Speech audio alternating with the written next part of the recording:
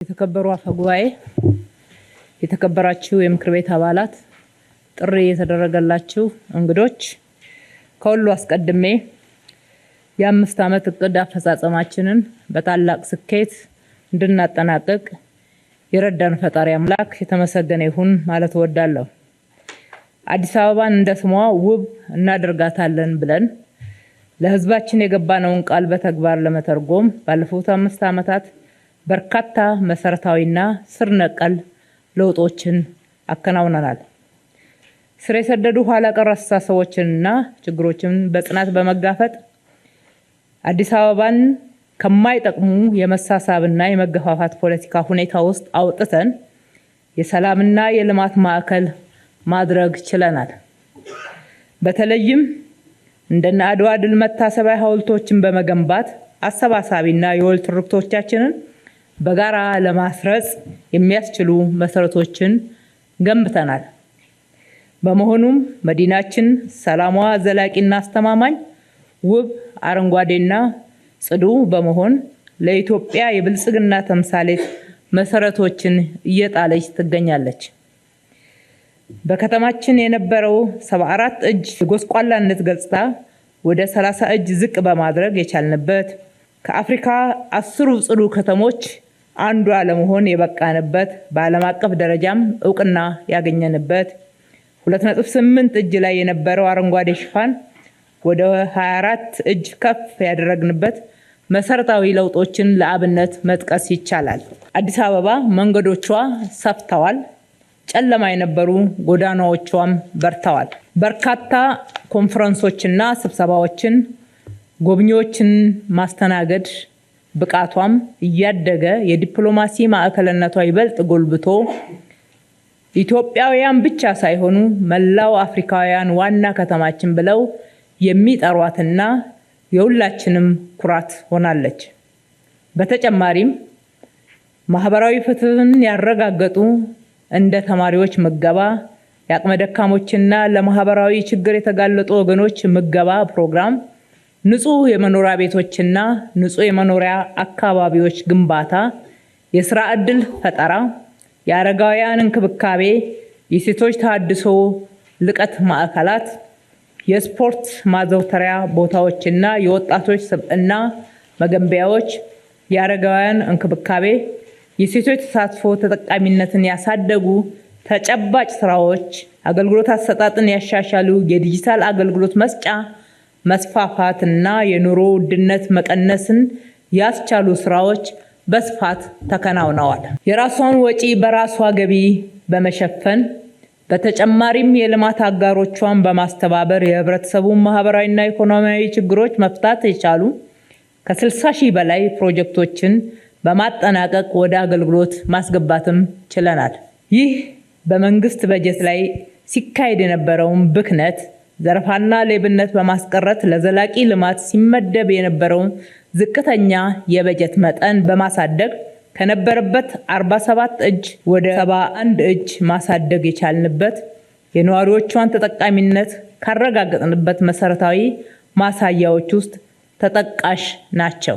የ7ኛው ዙር ሀገራዊ ምርጫ ትልቅ ዲሞክራሲና የፖለቲካ ባህል መሻሻል የታየበት፣ በህዝብ ተሳትፎና ጽናት የደመቀ፣ ሰላማዊ፣ ተአማኒ፣ ነፃ፣ ፍትሃዊ ሆኖ በመጠናቀቁ ብልጽግና ፓርቲን በአብላጫ ድምፅ ማሸነፍ በመቻሉ እንዲሁም በርካታ የተፎካካሪ ፖለቲካ ፓርቲዎች በምክር ቤታችን ወንበር ማግኘታቸው በትብብር ህዝባችንን ይበልጥ ለማገልገልና የጋራ ሀገራችንን በጋራ ለመገንባት የሚያስችል አዲስ ምዕራፍ ከፋች የሆኑ የበጀት ዓመቱ ክንውኖች ውስጥ አንዱ ነው።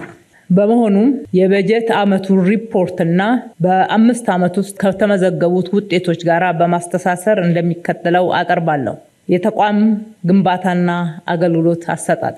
ጠንካራ ተቋም ግንባታን ቁልፍ ስራችን አድርገን በመስራታችን ለውጦች ተመዝግበዋል። የአገልግሎት ጥራትና ተደራሽነት እየተመዘነ አገልግሎት በሚበዛባቸው 19 ተቋማት ላይ ሪፎርም በመተግበር ስራና ሰራተኛን በማገናኘት በአገልግሎት አሰጣጡ ላይ ቀጣይነት ያለው ለውጥ እየተመዘገበ ይገኛል። የሀገራችን አገልግሎት አሰጣጥ ስር የሰደደ ችግር ያለበትና በአንድ ሊለወጥ የማይችል ሂደትንም የሚጠይቅ መሆኑ እውን ነው። ይህን ታሳቢ ያደረገ በየተቋሙ አዳዲስ ለውጦችን በመተግበር ላይ እንገኛለን። በዚሁ መሰረት ከተጀመሩ አዳዲስ ለውጦች አንጻር የወርቃማ ሰኞ ፕሮግራምን በመተግበር ሰራተኛውና አመራሩ ስለ ተቋሙና ስለ ተቋሙ ተልዕኮ በመወያየት ልምድ በመለዋወጥ አመራሩ ሮብና አርብ ደግሞ በተሟላ ሁኔታ ተገልጋይን ከወረዳ እስከ ማዕከል ተቋማት ድረስ ያሉ ኃላፊዎች በቢሮ ተገኝተው በማስተናገድ ችግሮችን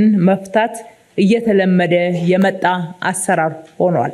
ክትትልና ድጋፍን በማጠናከር ግብረ መልስ በመስጠት የአመራርና የሰራተኛ ፎረም በመተግበር የአቻ ሰራተኞች ፎረምና ካውንስሎችን ወቅቱን ጠብቀው ፕሮግራማቸው እንዲካሄድ በማድረግና ግምገማ በማካሄድ አገልግሎቱ እንዲሻሻል ምቹ የሥራ አካባቢ እንዲፈጠርም እያደረጉ ነው።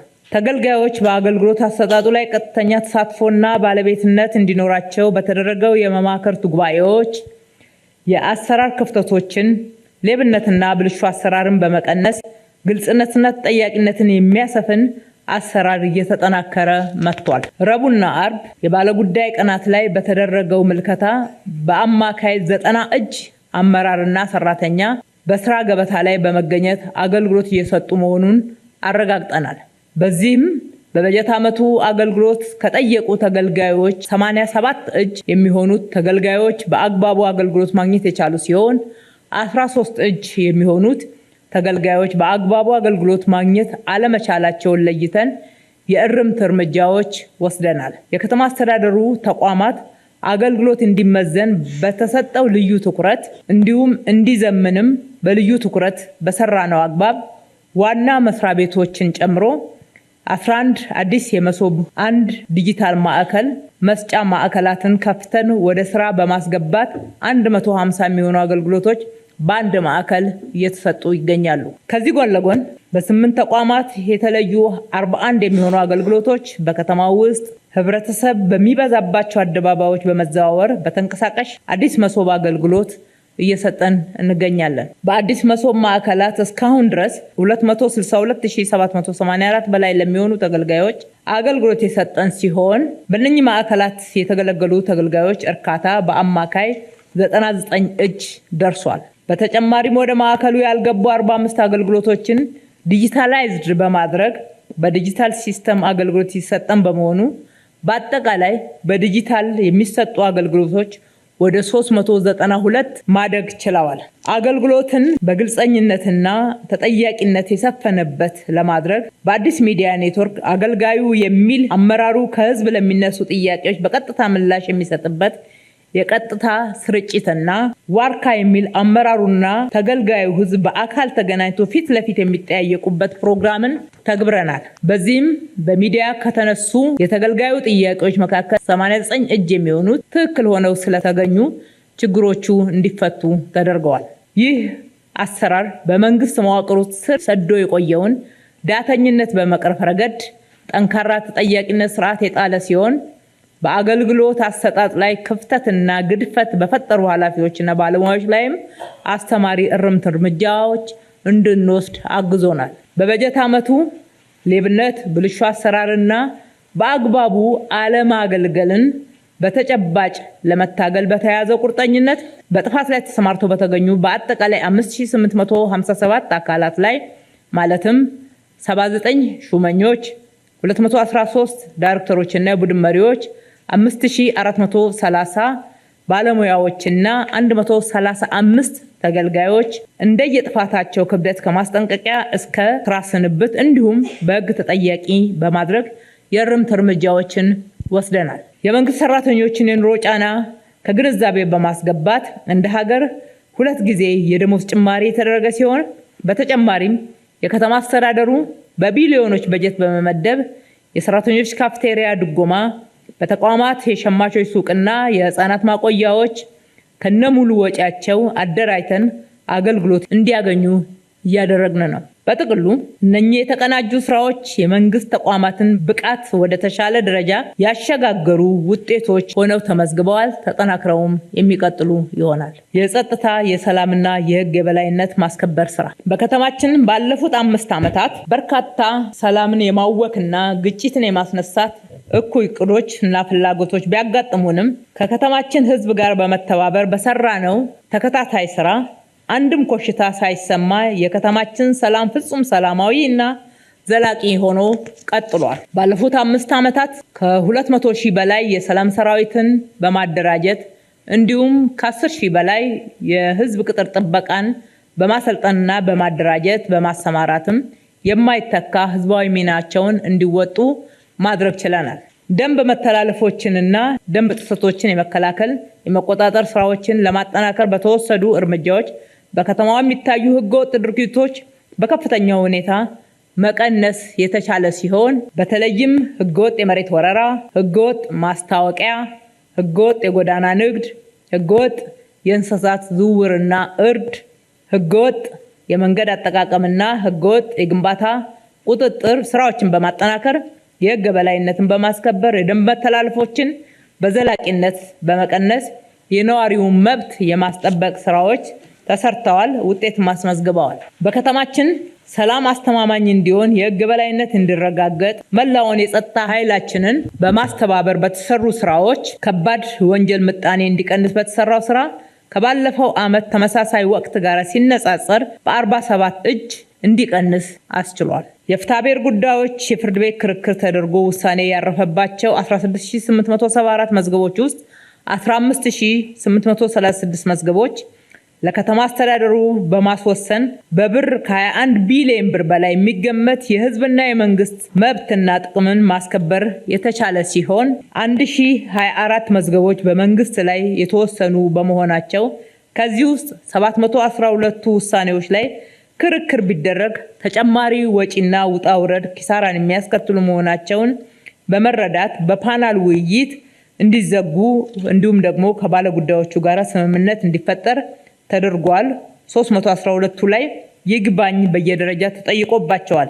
በዚህም የፍርድ ቤት የመርታት አቅም ወደ 94 እጅ ከፍ ማለት ችሏል። የወንጀል ህግ ምርመራ መዝገብ የቀረቡ 64500 የወንጀል መዛግብቶችን በመመርመር የማጥራት ስራ ተሰርቷል። ከዚህ ውስጥ ምርመራቸው ከተጠናቀቀ 50874 የግል አቤቱታ ወንጀል መዝገቦች ውስጥ 87.2 በእርቅ ለመጨረስ ታቅዶ 44260 መዛግብት በእርቅ የተዘጋ ሲሆን በ15545 የወንጀል መዝገቦች ላይ የቅጣት ውሳኔዎች አርፈዋል። የፍርድ ቤት ውሳኔዎችን የማስፈጸም በተመለከተ ከ1690 ጉዳዮች ውስጥ በ1686 መዝገቦች ላይ ማስፈጸም የተቻለ ሲሆን የማስፈጸም ሁኔታውም ወደ 99 እጅ አድጓል። ከተማዋ የምትመራባቸው ህጎች ዘመኑን የዋጁ ከማድረግ አንጻር 85 ደንቦች፣ 19 አዋጆችን የማሻሻያና አዳዲስ ህጎችን በካቢኔና በምክር ቤት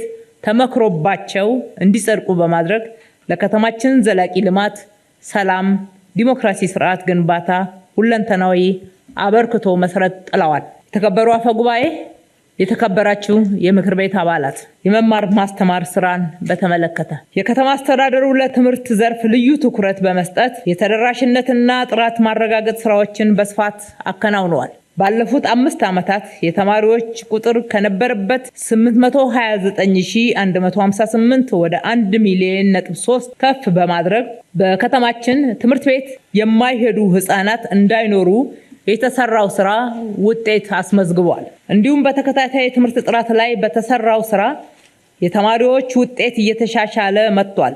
ለማሳያነትም በ6ኛ ክፍል የከተማ አቀፍ ፈተና ከ50 በላይ ያመጡ ተማሪዎች መጠን ከ80.2 ወደ 97 እጅ ከፍ ብሏል። በ8ኛ ክፍል ከተማ አቀፍ ፈተና ከ50 እጅ በላይ ያመጡ ተማሪዎች መጠን ከ36.1 ወደ 96.2 አድጓል። በ12ኛ ክፍል ሀገር አቀፍ ፈተና ከ50 እጅ በላይ ያመጡ ተማሪዎች መጠን ከ25.4 ወደ 31 እጅ አድጓል። በበጀት ዓመቱ የትምህርት ዘርፉ ዋና ትኩረት የነበረው የትምህርት ተሳትፎና ፍትሃዊነትን በማሳደግ በእውቀትና በስነ ምግባር የታነጸ ትውልድን ማፍራት ሲሆን በርካታ ተግባራትም አከናውነናል። በዚሁ አግባብ በበጀት ዓመቱ የተማሪዎችን ቅበላ 1,330,349 ለማድረስ ታቅዶ 1,334,830 ማድረስ የቻለ ሲሆን ካለፈው ተመሳሳይ ወቅት ጋር ሲነጻጸር የተማሪ ቁጥር በ81,093 እድገት አሳይቷል። የትምህርት ፍትሃዊነትና አካታችነትን ለማስፈን በተደረገው ጥረት በሁሉም ትምህርት ቤቶች የልዩ ፍላጎት ትምህርትን በማስፋፋት የተማሪዎች ቁጥር 34,345 ለማድረስ ታቅዶ 34,117 ማድረስ የተቻለ ሲሆን ከባለፈው ተመሳሳይ ወቅት ጋር ሲነጻጸር በ102 ተማሪ እድገት አሳይቷል። የልዩ ፍላጎት ማዕከላትን ማስፋፋት በጥቅሉ 124 ማዕከላት እንዲስፋፉ ተደርጓል። ለዓይነ ስውራን ተማሪዎች የብሬል መጽሐፍት ህትመት በማከናወን ተደራሽ መደረጉ፣ ለ36 ልዩ ፍላጎት አካቶ ትምህርት ቤቶች የተለያዩ ግብዓቶችን ድጋፍ ማድረግ የተቻለ ሲሆን ለአብነት የሄድፎን ኬን፣ የድምፅ ሰዓት፣ የድምፅ ካልኩሌተር መሳሪያዎች፣ የአካል ድጋፍ መሳሪያዎችና የተለያዩ ግብዓቶችም እንዲሟሉላቸው ተደርጓል። በትምህርት ዘመኑ የሚማሩ ጎልማሶች ከነበረበት 7674 ወደ 6539 ለማድረስ ታቅዶ ወደ 6461 ማውረድ ተችሏል። በትምህርት ዘመኑ በሁሉም የትምህርት እርከን የመጽሐፍ ተማሪ ጥምርታን 1 ለ1 ለማድረስ የተቻለ ሲሆን ይህንን ተግባር ተማሪዎች የ2018 ትምህርት ዘመን ከመጀመሩ አስቀድሞ በክረምቱ ተደራሽ ማድረግ የተቻለ ሲሆን በሌላ በኩል ለተማሪዎች የትምህርት ቁሳቁስ ማለትም ደብተር፣ ዩኒፎርም አቅርቦት በወቅቱ ሙሉ በሙሉ ተደራሽ ማድረግ በመቻሉ በጥንካሬ የሚነሳ ተግባር ነው። የትምህርት ለትውልድ ተግባራትን በተመለከተ ህብረተሰቡ በትምህርት ጥራት ላይ ያላቸው ተሳትፎ በማጠናከር በጥሬ ገንዘብ፣ በአይነት፣ በጉልበት፣ በእውቀት በድምሩ 13 ቢሊዮን የሚሆኑ ሀብትን በማሰባሰብ በተሰበሰበው ሀብት የትምህርት ቤቶች ጥገናና የትምህርት ቁሳቁሶችና ሌሎች ግብዓቶችን የማሟላት ስራ ተተግብሯል። የትምህርት ስልጠናና ጥራት ቁጥጥር ስራዎችን በተመለከተ የትምህርት ስልጠና ተቋማት ህጋዊነታቸውን ከማረጋገጥ አኳያ ለ184 አዲስ እውቅና ፈቃድ የተሰጠ ሲሆን በትምህርት አገልግሎት ክፍያ ደንብ ቁጥር በሚመለከት በ1227 ትምህርት ቤቶች ላይ ክትትልና ቁጥጥር በማድረግ በ1916 ተቋማት ድንገተኛ ኢንስፔክሽንም በማድረግ በስርዓተ ትምህርትና ስልጠና ላይ ጥሰት የፈጸሙ 372 ትምህርት ተቋማት ላይ እርምት እርምጃዎች ተወስደዋል። ከተማ አስተዳደሩ ከፍተኛ በጀት በመመደብ የተማሪ ምገባ ፕሮግራም ወደ 1 ሚሊዮን ለሚሆኑ ተማሪዎች በቀን 2 ጊዜ ጥራቱን የጠበቀ ምግብ ተደራሽ እያደረገ ይገኛል። ምገባ ፕሮግራሙ ተግባራዊ በመደረጉ ዘርፈ ብዙ ውጤቶችንም እያገኘን መጥተናል። ለአብነት ከ20 ሺህ በላይ እናቶች የስራ ዕድል ያገኙ ሲሆን በኢኮኖሚው ጫና ምክንያቶች ትምህርታቸውን የሚያቋርጡ፣ በአግባቡ የማይከታተሉ፣ የሚደግሙና የሚያረፍዱ ተማሪዎች ጉልህ በሆነ መልኩ መቀነስ ችሏል። በተማሪዎች የትምህርት ውጤትና አካላዊ ጤና እድገት ላይ ጉልህ መሻሻሎችም ተመዝግበዋል። የጤና አገልግሎትና ተደራሽነትን በተመለከተ የተከበሩ አፈ ጉባኤ፣ የተከበራችሁ የምክር ቤት አባላት፣ አዲስ አበባን የጤና ቱሪዝም ማዕከል የማድረግ ራዕይን በመሰነቅ ባለፉት 5 ዓመታት በተከናወኑ ስራዎች የጤና አገልግሎቶች ጥራትና ተደራሽነት አቅም ከእጥፍ በላይ እንዲያድግ ተደርጓል።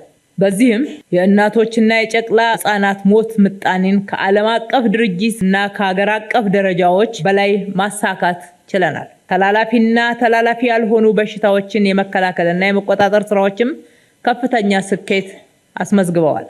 የጤና መሰረተ ልማትን ከማስፋፋት አንጻርም የዳግማዊ ምኒልክ ሆስፒታል ዘመናዊ ዓለም አቀፋዊ ደረጃውን የጠበቀ የአይን ህክምና፣ የኩላሊት እጥበት ማዕከልና የፎረንሲክ አገልግሎት መስጫ ማዕከላት እንዲሁም የህፃናት ህብለሰርስርና የአእምሮ ቀዶ ጥገና በመገንባት ወደ አገልግሎት እንዲገባ ተደርጓል። በራስ ደስታ ሆስፒታል 360 አልጋዎች እና ዘመናዊ የህክምና መሳሪያዎችን በማሟላት አዲስ ህንፃ ገንብተን ለአገልግሎት ክፍት አድርገናል። በዘውዲቱ ሆስፒታል 370 አልጋዎች ያሉት አዲስ ህንፃ ተገንብቶ አገልግሎት መስጠት ጀምሯል።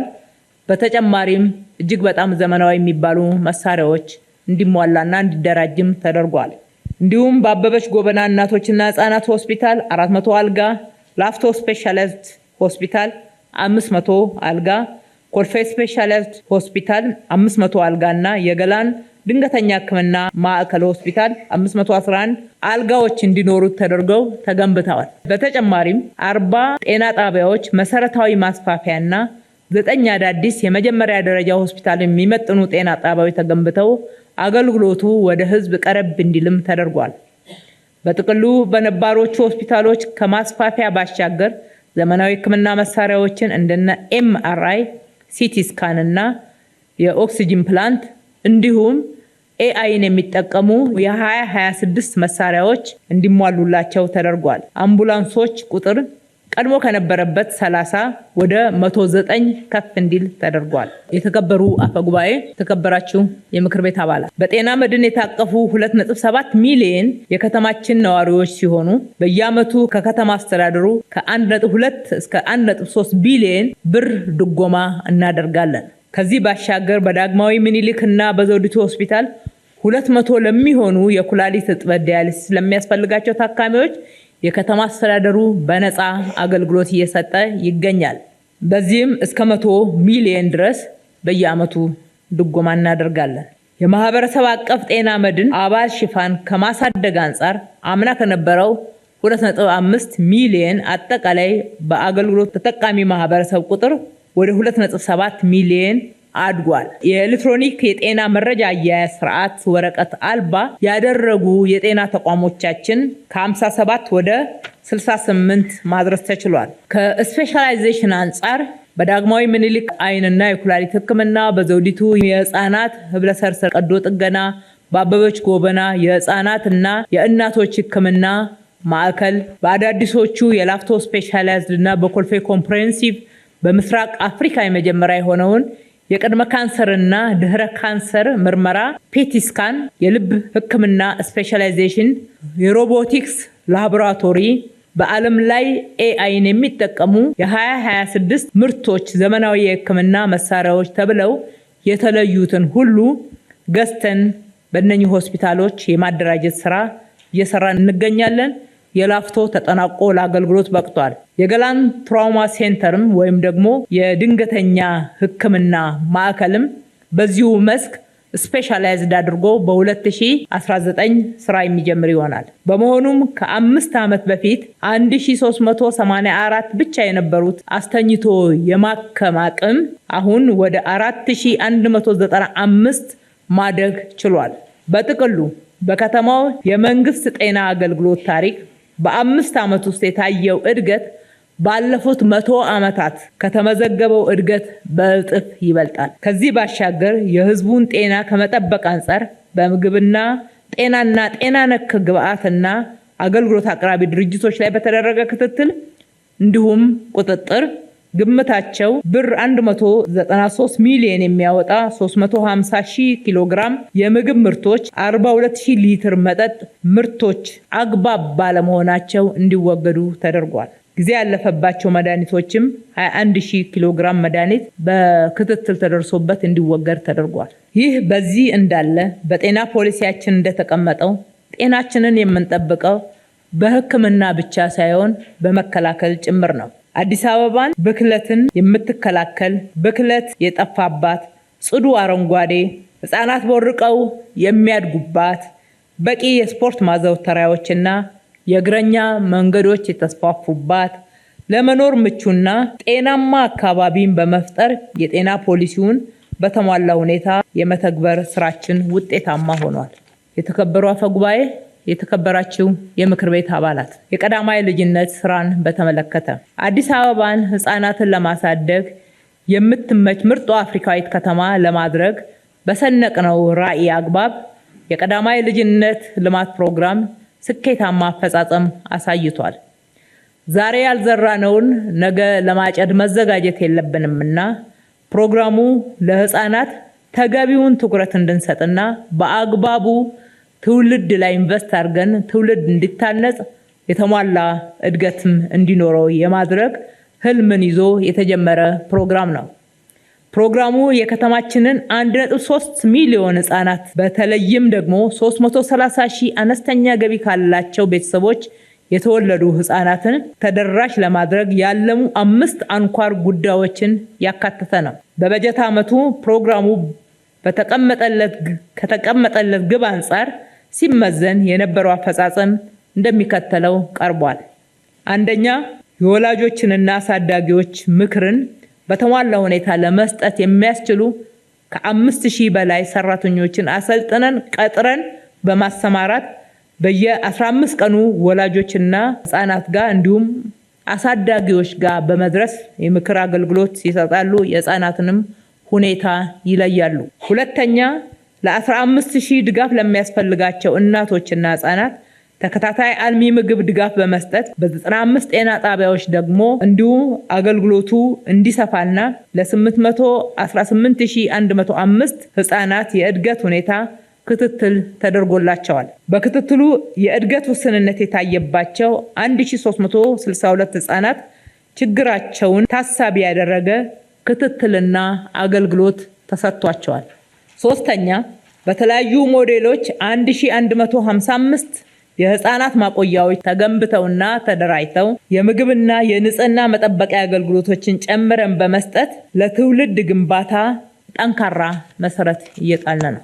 አራተኛ፣ የቅድመ አንደኛ ደረጃ ትምህርት አገልግሎቶችን ከ50 እጅ በታች የነበረው የህፃናት መደበኛ ትምህርት ዝግጁነት ባለፉት 3 ዓመታት በጨዋታ መልክ እንዲማሩ በማድረግ መምህራኖችን በአዲስ መልክ በመመልመል በማሰልጠንና ከዘርፉ ጋራ እውቀት እንዲኖራቸው ክህሎት እንዲኖራቸው በማድረግ በተሰሩ ስራዎች በአማካይ 99 እጅ ላይ ማድረስ ተችሏል።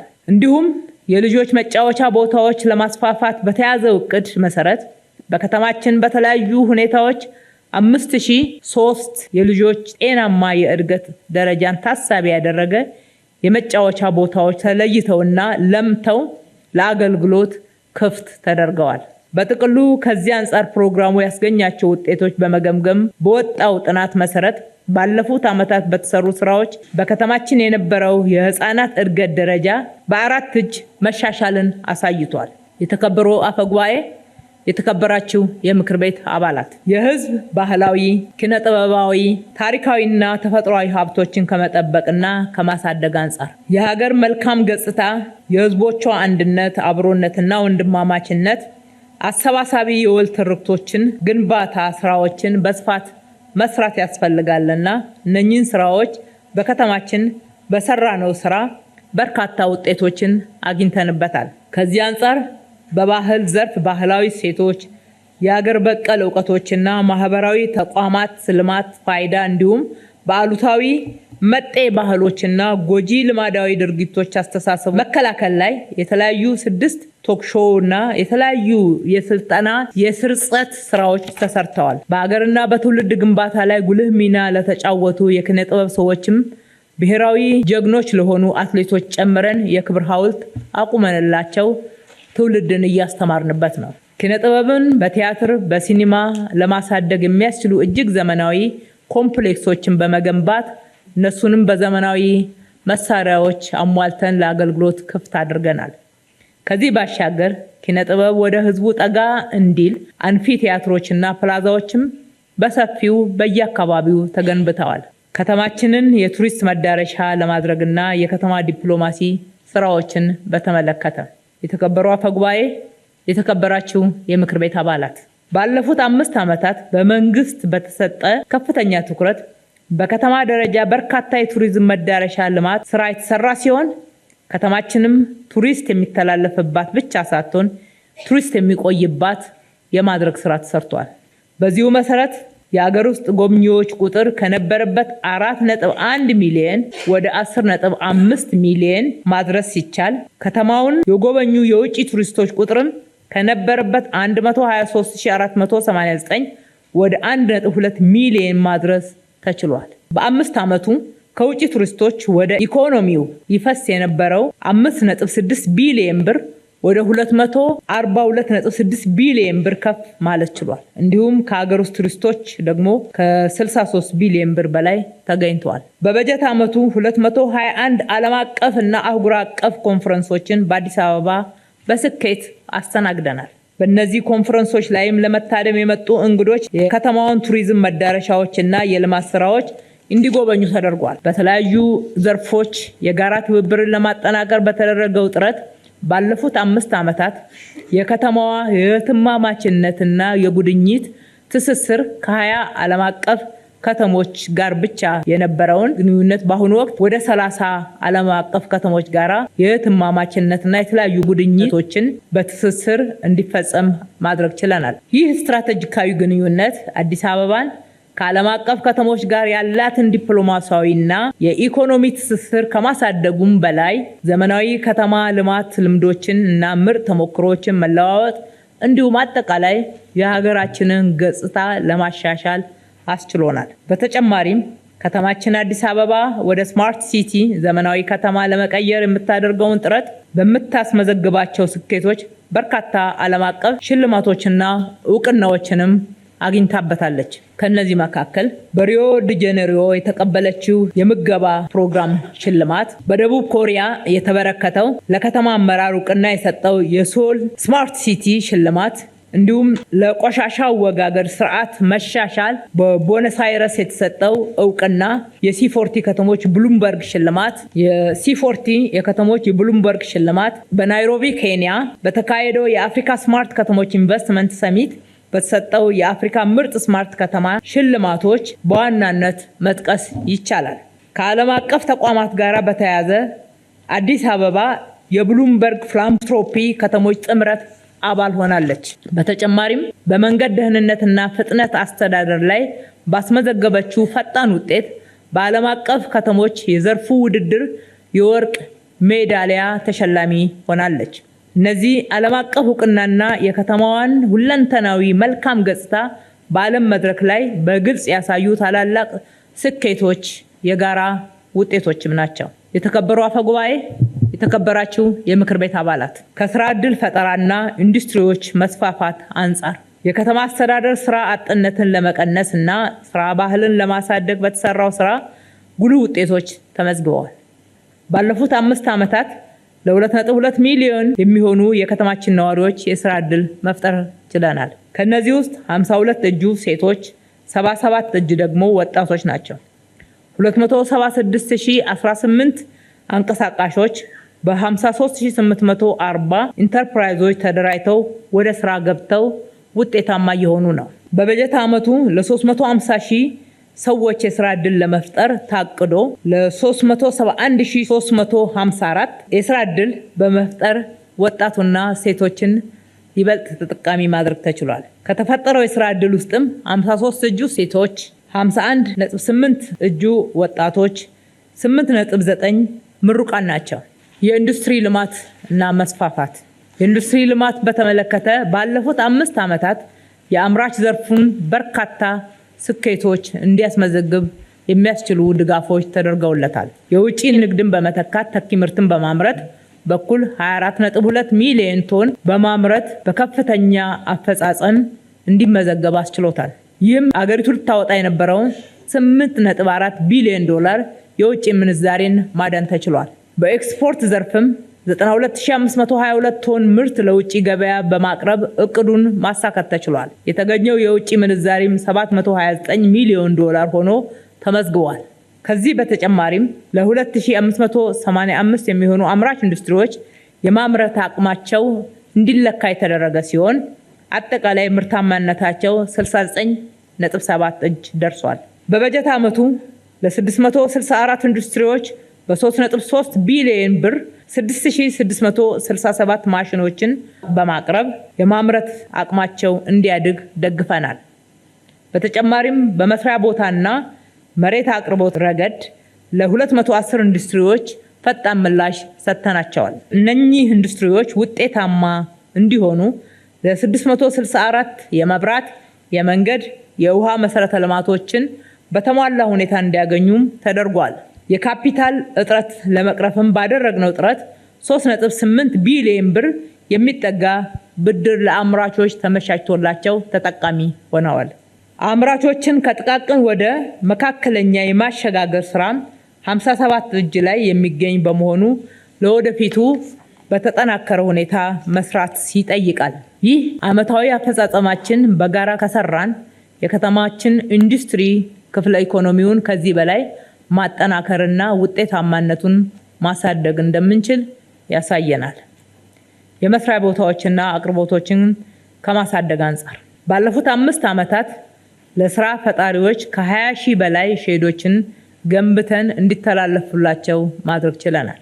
እንዲሁም 31 ሄክታር መሬት የመስሪያ ቦታ ለኢንተርፕራይዞች አስተላልፈናል። በበጀት ዓመቱም 68 ሼዶች ለመገንባት ታቅዶ 91 ሼዶችን መገንባት ችለናል። እንዲሁም ለመስሪያ የሚሆን 4 G+4 ህንፃ ግንባታ ማከናወን ችለናል። 5500 ሱቆችን ከኮሪደር ልማት ጋር በማያያዝ በመገንባት የስራ ዕድል ተፈጥረውበታል። በመስሪያ ቦታዎች ዙሪያ በህገወጥ ተግባራት ላይ የተሰማሩ 1046 ላይ እርምጃ በመውሰድ ለታለመለት ዓላማ ብቻ እንዲውል ተደርጓል። የተከበሩ አፈጉባኤ፣ የተከበራችሁ የምክር ቤት አባላት፣ የንግድና ኑሮ ውድነትን ማቃለል ስራዎች ባለፉት 5 ዓመታት በንግድ አገልግሎት አሰጣጥ ላይ የነበረው ቢሮክራሲያዊ አሰራር የተገልጋይን እንግልት በመሰረታዊነት በመቀየር አዲስ ወደ ንግድ ስርዓቱ ለሚገቡ ነዋሪዎች ሂደቱን ቀላል በማድረግ ከ270 ሺህ በላይ አዳዲስ ነጋዴዎች ወደ ንግድ ስርዓቱ እንዲቀላቀሉ ምቹ ሁኔታ ተፈጥሮ ፍቃድ ወስደዋል። የህብረተሰቡን የኑሮ ውድነት ጫና ለማቃለል ምርትና ምርታማነትን ለማሳደግ ባለፉት 5 ዓመታት ቅዳሜና እሁድ ገበያን በማስጀመር በአሁኑ ወቅት የእሁድና ቅዳሜ ገበያዎች 259 መድረስ ችለዋል። ከዚህ ጎን ለጎን የግብርና ምርቶች አቅርቦቶችን በዘላቂነት ለመደገፍ በ15.9 ቢሊዮን ብር ወጪ 7 ዘመናዊ የግብርና ምርቶች መሸጫ ማዕከላትን በ5ቱም የከተማችን መግቢያ በር ላይ ገንብተን ወደ ስራ አስገብተናል። እነዚህ ማዕከላት 432 የምርት ማከማቻ መጋዘኖች፣ 1247 የችርቻሮ ሱቆች እና 88 የጅምላ መሸጫ መጋዘኖችን ጨምሮ ወፍጮና የማቀዝቀዣ እንዲሁም ማሞቂያ ክፍሎች በውስጣቸው አካተዋል። በበጀት ዓመቱ ምርት አቅርቦትን በማሻሻል የኑሮ ውድነትን ጫና ለመቀነስ የግብርና ምርት አቅርቦትን ለማጠናከር የከተማ አስተዳደሩ የተዘዋዋሪ ብድር ፈንድ 825 ሚሊዮን ብር በማሳደግ ለ11ዱም ዩኒዮኖች ድጋፍ አድርጎላቸዋል። በተጨማሪም የንግድ ኮርፖሬሽንን በ5 ቢሊዮን መነሻ ካፒታል በማቋቋም የምርት አቅርቦትን የማሻሻል ሚና እንዲጫወት ተደርጓል። እነዚህ ስራዎች የኑሮ ውድነቱን ለመቋቋምና እንዲሁም የህዝቡ ጫናዎች እንዲቀንሱ የማድረግ ጥረት አካል ሲሆኑ በቀጣይ አቅርቦቱን በማጠናከር ለነዋሪዎች የተሻለ አገልግሎት ለመስጠት ጥረት አጠናክረን እንቀጥላለን። በመንግስት ድጎማ የሚቀርቡ መሰረታዊ ፍጆታ ሸቀጣሸቀጦችን ለማህበረሰቡ በፍትሃዊነት ተደራሽ ለማድረግ እንዲቻል 208434 ኩንታል ስኳር ምርት ለማሰራጨት ታቅዶ 200434 ኩንታል ስኳር የተሰራጨ ሲሆን የምግብ ዘይት 10,167,275 ሊትር የፓልም ዘይት በትስስሩ መሰረት እንዲሰራጭ ተደርጓል። ከዚህ በተጨማሪም በዝቅተኛ ገቢ የሚተዳደሩ የህብረተሰብ ክፍሎችን የኑሮ ጫና ለማቃለል 18.2 ቢሊዮን ብር በመደጎም የህዝቡን ወገኝተኝነት የገለጽንበት ስራዎች ተሰርተዋል። ለአብነትም የትራንስፖርት፣ የጤና መድን፣ የተማሪዎች ዩኒፎርምና ምገባ፣ የዳቦ ምርት አቅርቦቶችና ሌሎች ተመሳሳይ በመንግስት በጀት ድጎማ ሲቀርቡ የነበሩ ማህበረሰቡን ተኮር ወይም ደግሞ ዋና እና ቅድሚያ የመስጠት ስራዎች መጥቀስ ይቻላል። የንግድ ቁጥጥርና ህጋዊነት መተግበርም በተመለከተ የንግድ ድርጅቶች ህጋዊነትን ከማረጋገጥ አንጻር 231828 የንግድ ድርጅቶችን የበር ለበር ክትትልና ቁጥጥር በማድረግ የንግድ ህገወጥነትና መሰል ስራዎችን ለመከላከል ታቅዶ በህገወጥ ንግድ ላይ የተሰማሩ 24568 የንግድ ድርጅቶች ላይ እርምት እርምጃዎች የተወሰደ ሲሆን ከዚህ ውስጥ 20617 ነጋዴዎች ወደ ህጋዊነት በመመለስ አበረታች ስራዎች ተሰርተዋል። በ11ዱ ዩኒዮኖች ለህዝብ ፍጆታ የመደብነው የሪቮልቪንግ ፈንድ ለታለመለት ዓላማ መዋሉን የኢንስፔክሽን ስራ እንዲሁም የኦዲት ስራ በመስራት በተሰጠው የኢንስፔክሽንና የኦዲት አገልግሎት ሕግን በተላለፉ 500 የህብረት ስራ ማህበራትና 633 የህብረት ስራ ማህበራት አመራሮችና ሰራተኞች ላይ አስተዳደራዊና የገንዘብ ቅጣት የማስተካከያና የእርምት እርምጃዎች ተወስደዋል። ሌላኛው የኑሮ ውድነት ጫናን መቀነሻ ስትራቴጂያችን በከተማችን ምርት ማምረት በመሆኑ በሌማት ትሩፋትና በከተማ ግብርና ነዋሪዎች እያመረቱ በቤተሰብ ደረጃ ተጠቃሚ እንዲሆኑ የሚያስችሉ ስራዎችም ተሰርተዋል። አሁን ላይ ተጠቃሚዎች 1.2 ሚሊዮን መድረስ ችለዋል። ከተማ ሸማች እንጂ አያመርትም የሚለው የተሳሳተ አመለካከት በመቀየር በከተማችን የግብርና ዘርፍ የሚከተሉት ስኬቶች በዝርዝር ተመዝግበዋል። በተለይም ከይዞታቸው የተፈናቀሉ አርሶ አደሮችን መልሶ በማደራጀትና በማቋቋም ማህበራዊ ኢኮኖሚያዊ ተጠቃሚነታቸውን በማሳደግ ረገድ አበረታች ውጤት ተመዝግቧል። በዚህ መስክ ወደ ኢንቨስትመንት እንዲገቡ በማመቻቸት በእቅድ ከተያዘው 91 አርሶ አደሮች ወደ ኢንቨስትመንት እንዲገቡ ተደርጓል። ከአርሶ አደሩ የመሬት መብት ፈጠራ አንጻርም በብዛት የሌብነት ምንጭ በመሆኑ ባለቤት ኖሮት መሬቱን መቆጣጠር እንድንችል በ2013 ዓ.ም ጀምሮ እስካሁን ድረስ 19507 የይዞታ ማረጋገጫ ካርታዎችን ሰጥተናቸዋል። ኢንቨስትመንትን በተመለከተ የተከበሩ አፈ ጉባኤ፣ የተከበራችሁ የምክር ቤት አባላት፣ በከተማችን ባለፉት 5 ዓመታት ኢንቨስትመንት አማራጮችን ለማስተዋወቅ ለማስፋትና በርካታ ስራዎች እንዲሰሩ ለማድረግ የተደረጉ ጥረቶች አበረታች ውጤት አስመዝግበዋል።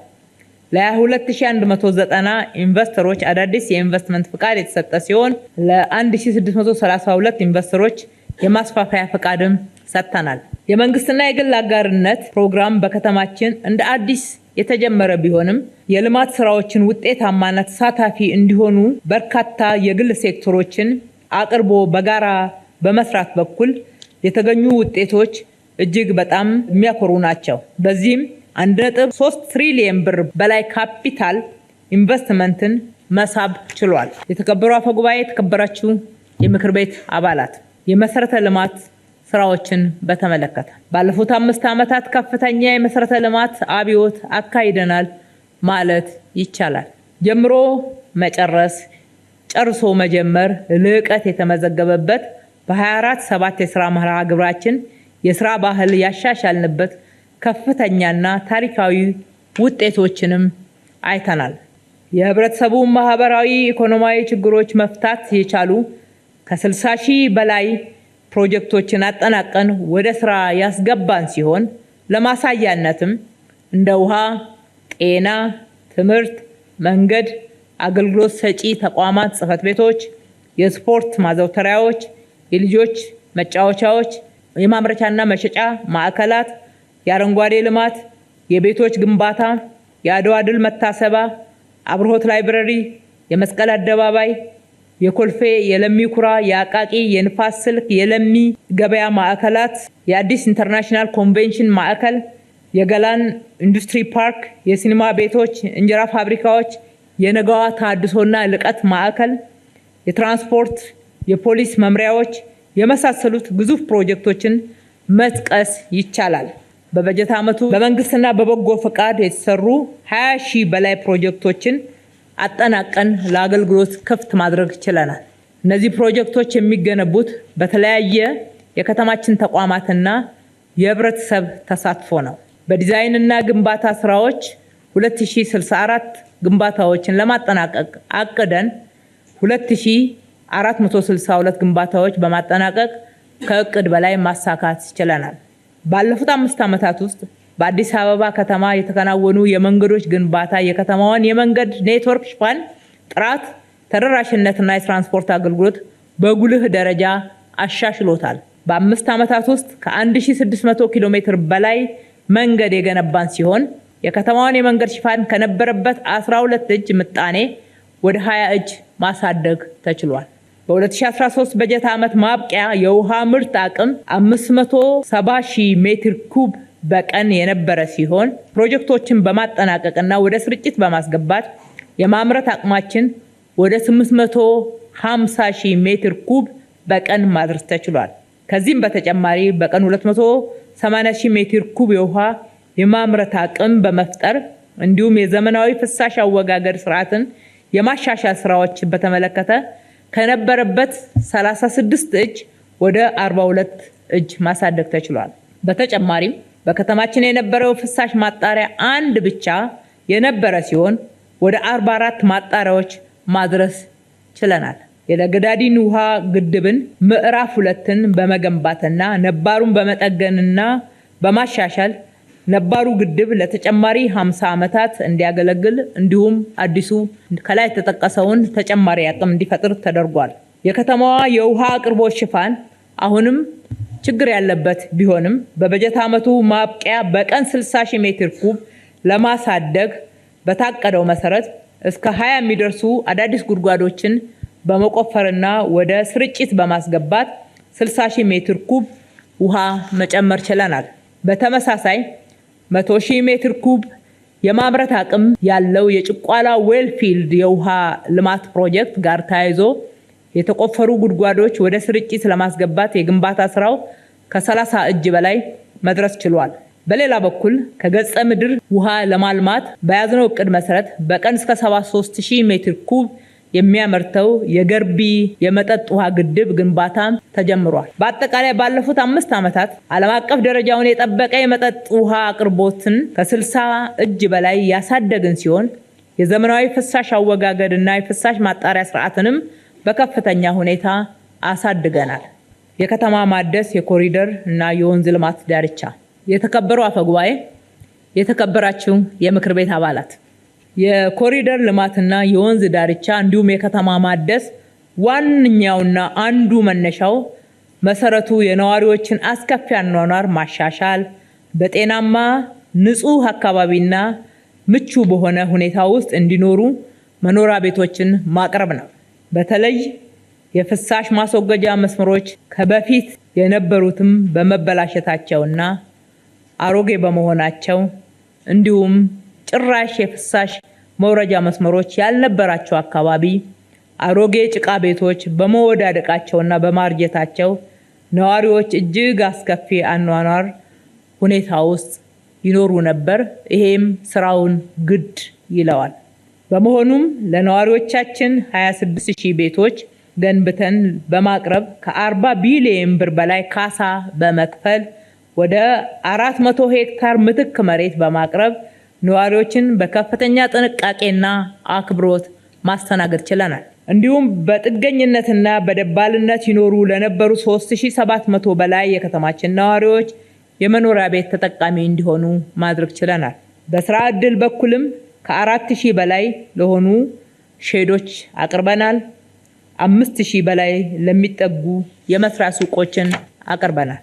በዚህ እጅግ አስደናቂ የሆነ የልማት ስራ ከመሰረተ ልማት ዝርጋታ ባለፈ አይቻልም የተባለውን እሳቤ በመቀየር አዲስ የታሪክ ምዕራፍን ለሀገራችን ጭምር የከፈተ ነው። ስራው የአመራሩና የሰራተኛውን የስራ ባህል 24/7 በሚል መርህ የቀየረ የፕሮጀክት አስተዳደርን ከሌብነት በጠራ መንገድ በፍጥነትና በጥራት ማጠናቀቅ ያስቻለና መቻሉንም በተግባር ያስመሰከረ የተቋማትን ቅንጅት ያሳደገ ስራ ሆኗል። በተለይ 6000 ሄክታር መሬት የሚሸፍነው 16 ኮሪደሮችና 8 ወንዞች 59 ኪሎ ሜትር ርዝመት ያላቸው 2000 ሄክታር አረንጓዴ ሽፋን፣ 66 ቼክ ዳሞች፣ 3 ሰው ሰራሽ ሐይቆች፣ 51 የእግረኛ ድልድዮች መሰል መሰረተ ልማቶችን ያካተተ የወንዝ ዳርቻ ልማትና የኮሪደር ልማት በአስደናቂ ፍጥነት ተከናውኗል። በ3 ዙር በተከናወነው የኮሪደር ልማት ስራ የከተማዋ የትራፊክ ፍሰት ለማቀላጠፍ፣ ጽዳትና ውበትን ለመጨመር ደረጃቸውን የጠበቁ 426 ኪሎ ሜትር የእግረኛ መንገድ፣ 223 የተሽከርካሪ መንገድ፣ 255 ኪሎ ሜትር የሳይክል መንገድ እንዲሁም 62.4 ኪሎ ሜትር የመሮጫ ትራክ፣ 106 የህፃናት መጫወቻዎች፣ 162 የስፖርት ማዘውተሪያዎችን በተሳካ ሁኔታ ገንብተናል።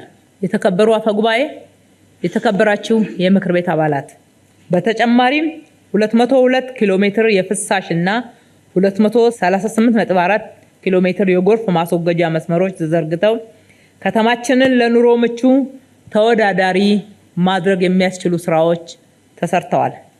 108 የመኪና ማቆሚያዎች፣ 205 ፕላዛዎች፣ 110 አምፊ ቲያትሮች፣ አሬና፣ የስፖርት ፓርክ፣ የህፃናት ዓለም፣ አኳሪየም፣ 5500 በላይ ሱቆች፣ በርካታ ካፍቴሪያዎች፣ ሞሎች፣ 233 የህዝብ መጸዳጃ ቤቶች ጥራታቸውን ጠብቀው ለአገልግሎት ክፍት ሆነዋል። ከዚህ ባሻገር እንደ ሸረሪት ድር የተጠላለፉ የመብራትና የቴሌኮም መስመሮችን ወደ መሬት ውስጥ በማስገባት ያረጁና የማይበሩ የነበሩ መብራቶችን በዘመናዊ ስማርት ፖል በመቀየር 41,000 በላይ የሚሆኑ የመብራት ፖሎችን በዲጂታል ጂአይኤስ ስርዓት በመመዝገብ ከአንድ ማዕከል ወደ መቆጣጠር ደረጃ ተሸጋግረናል። በአጠቃላይ የኮሪደር ልማት፣ የከተማ መልሶ ማልማትና የወንዝ ዳርቻ ስራዎች ለነዋሪዎች በርካታ የስራ ዕድልን ፈጥረዋል።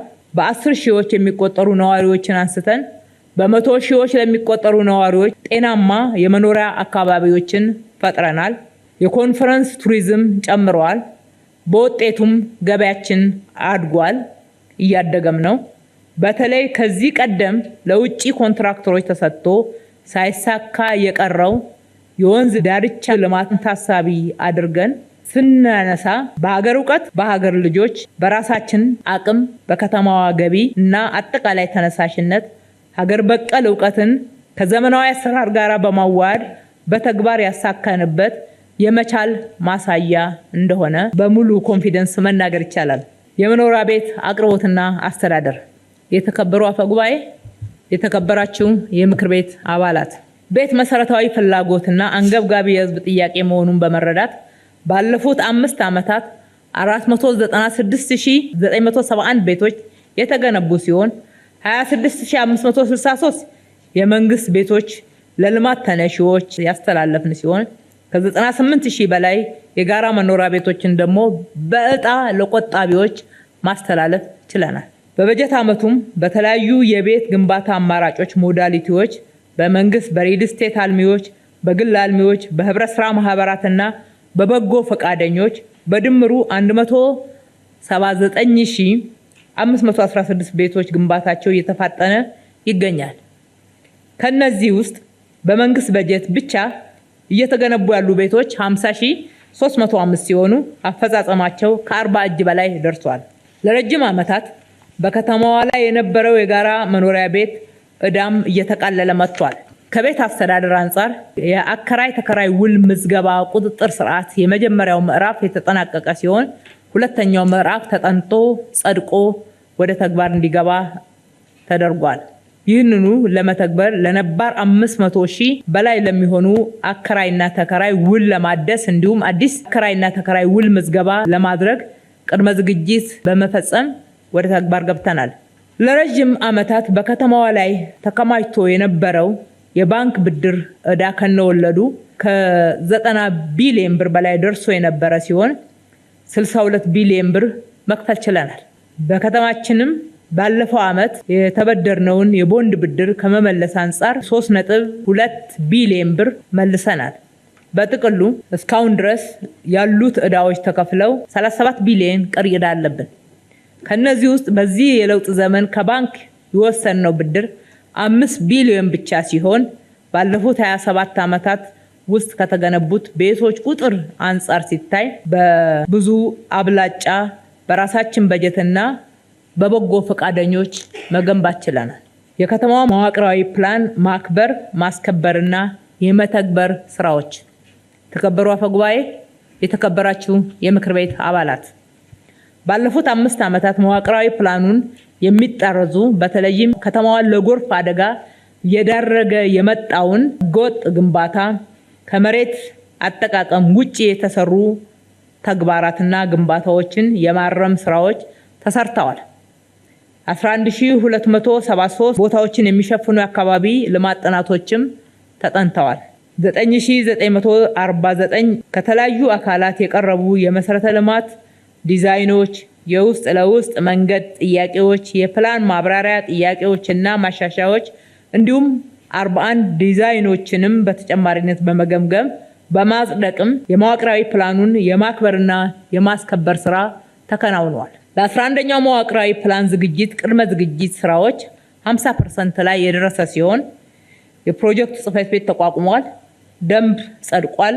የአደረጃጀት ጥናትና የአየር በረራ የተለያዩ መረጃዎችን የማደራጀትና 10ኛው መዋቅራዊ ፕላን ፋይዳ ግምገማ 50 እጅ ተከናውነዋል። መዋቅራዊ ፕላንን ለማስፈጸም የሚረዱ 10 ዲዛይኖች የተገመገሙ ሲሆን 1912 ሄክታር መሬትን የሚሸፍኑ አካባቢ ልማት ጥናቶችም ተዘጋጅተው ጸድቀው ተግባራዊ እንዲሆኑ እየተደረገ ነው። የግንባታ ፈቃድ ቁጥጥርና የስታንዳርዳይዜሽን ስራዎችን በተመለከተ የተከበሩ አፈጉባኤ፣ የተከበራችሁ የምክር ቤት አባላት፣ በመዲናችን የሚገነቡ ግንባታዎች የመዲናዋን ትልቅነትና የአህጉርና የዓለም አቀፍ ሚናዋን የማይመጥኑ የሆኑትን በማጥናትና በመለየት መጠነ ሰፊ የእርምትና የስታንዳርዳይዜሽን ስራዎች ስንሰራ ቆይተናል። በዚህም ቡራቡሬ የነበረው የከተማችን ቀለም፣ የህንፃ ከፍታ፣ የመብራትና የክላዲንግ እድሳት ችግሮችን በመለየት የማረም የማስተካከል ስራዎችን ሰርተናል። በተጨማሪም ግንባታ ከመንገድ ሊኖረው የሚገባው ርቀት ሴትባክ እንዲሁም የማስታወቂያ ስታንዳርድንም በማጥናት ተግብረናል። በዚሁ መሰረት ለ138731 የግንባታ ፈቃድ ለጠየቁ አካላት ፈቃድ፣ ለ50745 አዲስ የግልና የመንግስት ግንባታ ክትትልና ቁጥጥር ስራ በመፈጸም አስፈላጊ የእርምት እርምጃዎችን በመውሰድ የግንባታ ጥራት የማረጋገጥ ስራዎች ተሰርተዋል። በ60 ሺህ ህገወጥ የሆኑ የማስታወቂያ ስራዎችን በመለየት እርምት እርምጃ ለመውሰድ በተያዘው እቅድ መሰረት 68002 በሆኑ ማስታወቂያዎች ላይ ተገቢው የእርምት እርምጃ በመውሰድ ወደ ዲጂታል ስርዓት እንዲገቡ ተደርጓል።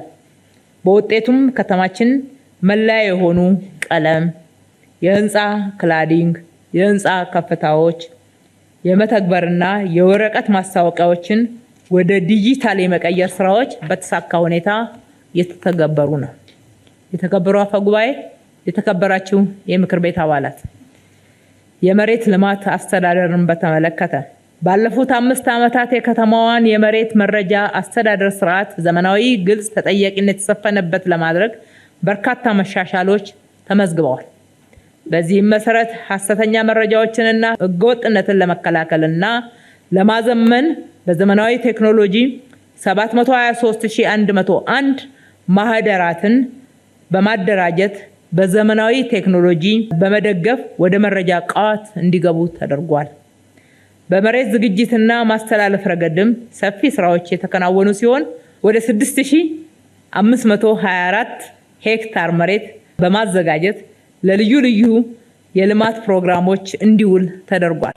በበጀት ዓመቱ የመሬት አገልግሎት አሰጣጥን ውጤታማ ለማድረግ በተሰራው ስራ 35500 የዲጂታል ካርታዎችን በማተም ለሚመለከታቸው አካላት ተሰራጭተዋል።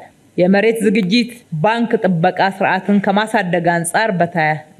ከማሳደግ አንጻር ለተለያዩ አገልግሎቶች፣ ለቤቶች ልማት፣ ለልማት ተነሺዎች ምትክ፣ በሊዝ፣ በጨረታ፣ ለጊዜያዊ የስራ ዕድል ፈጠራ፣ ለኢንዱስትሪዎች፣ ሀገራዊ ፋይዳ ላላቸው ሌሎች ፕሮጀክቶች ለምሳሌ እንደ ጤና፣ ትምህርት የመሳሰሉት ለጊዜያዊ ግብአቶች ማከማቻና ለማህበራዊ ኢኮኖሚያዊ አገልግሎቶች የሚውል 929 ሄክታር መሬት በበጀት ዓመቱ ማስተላለፍ ችለናል።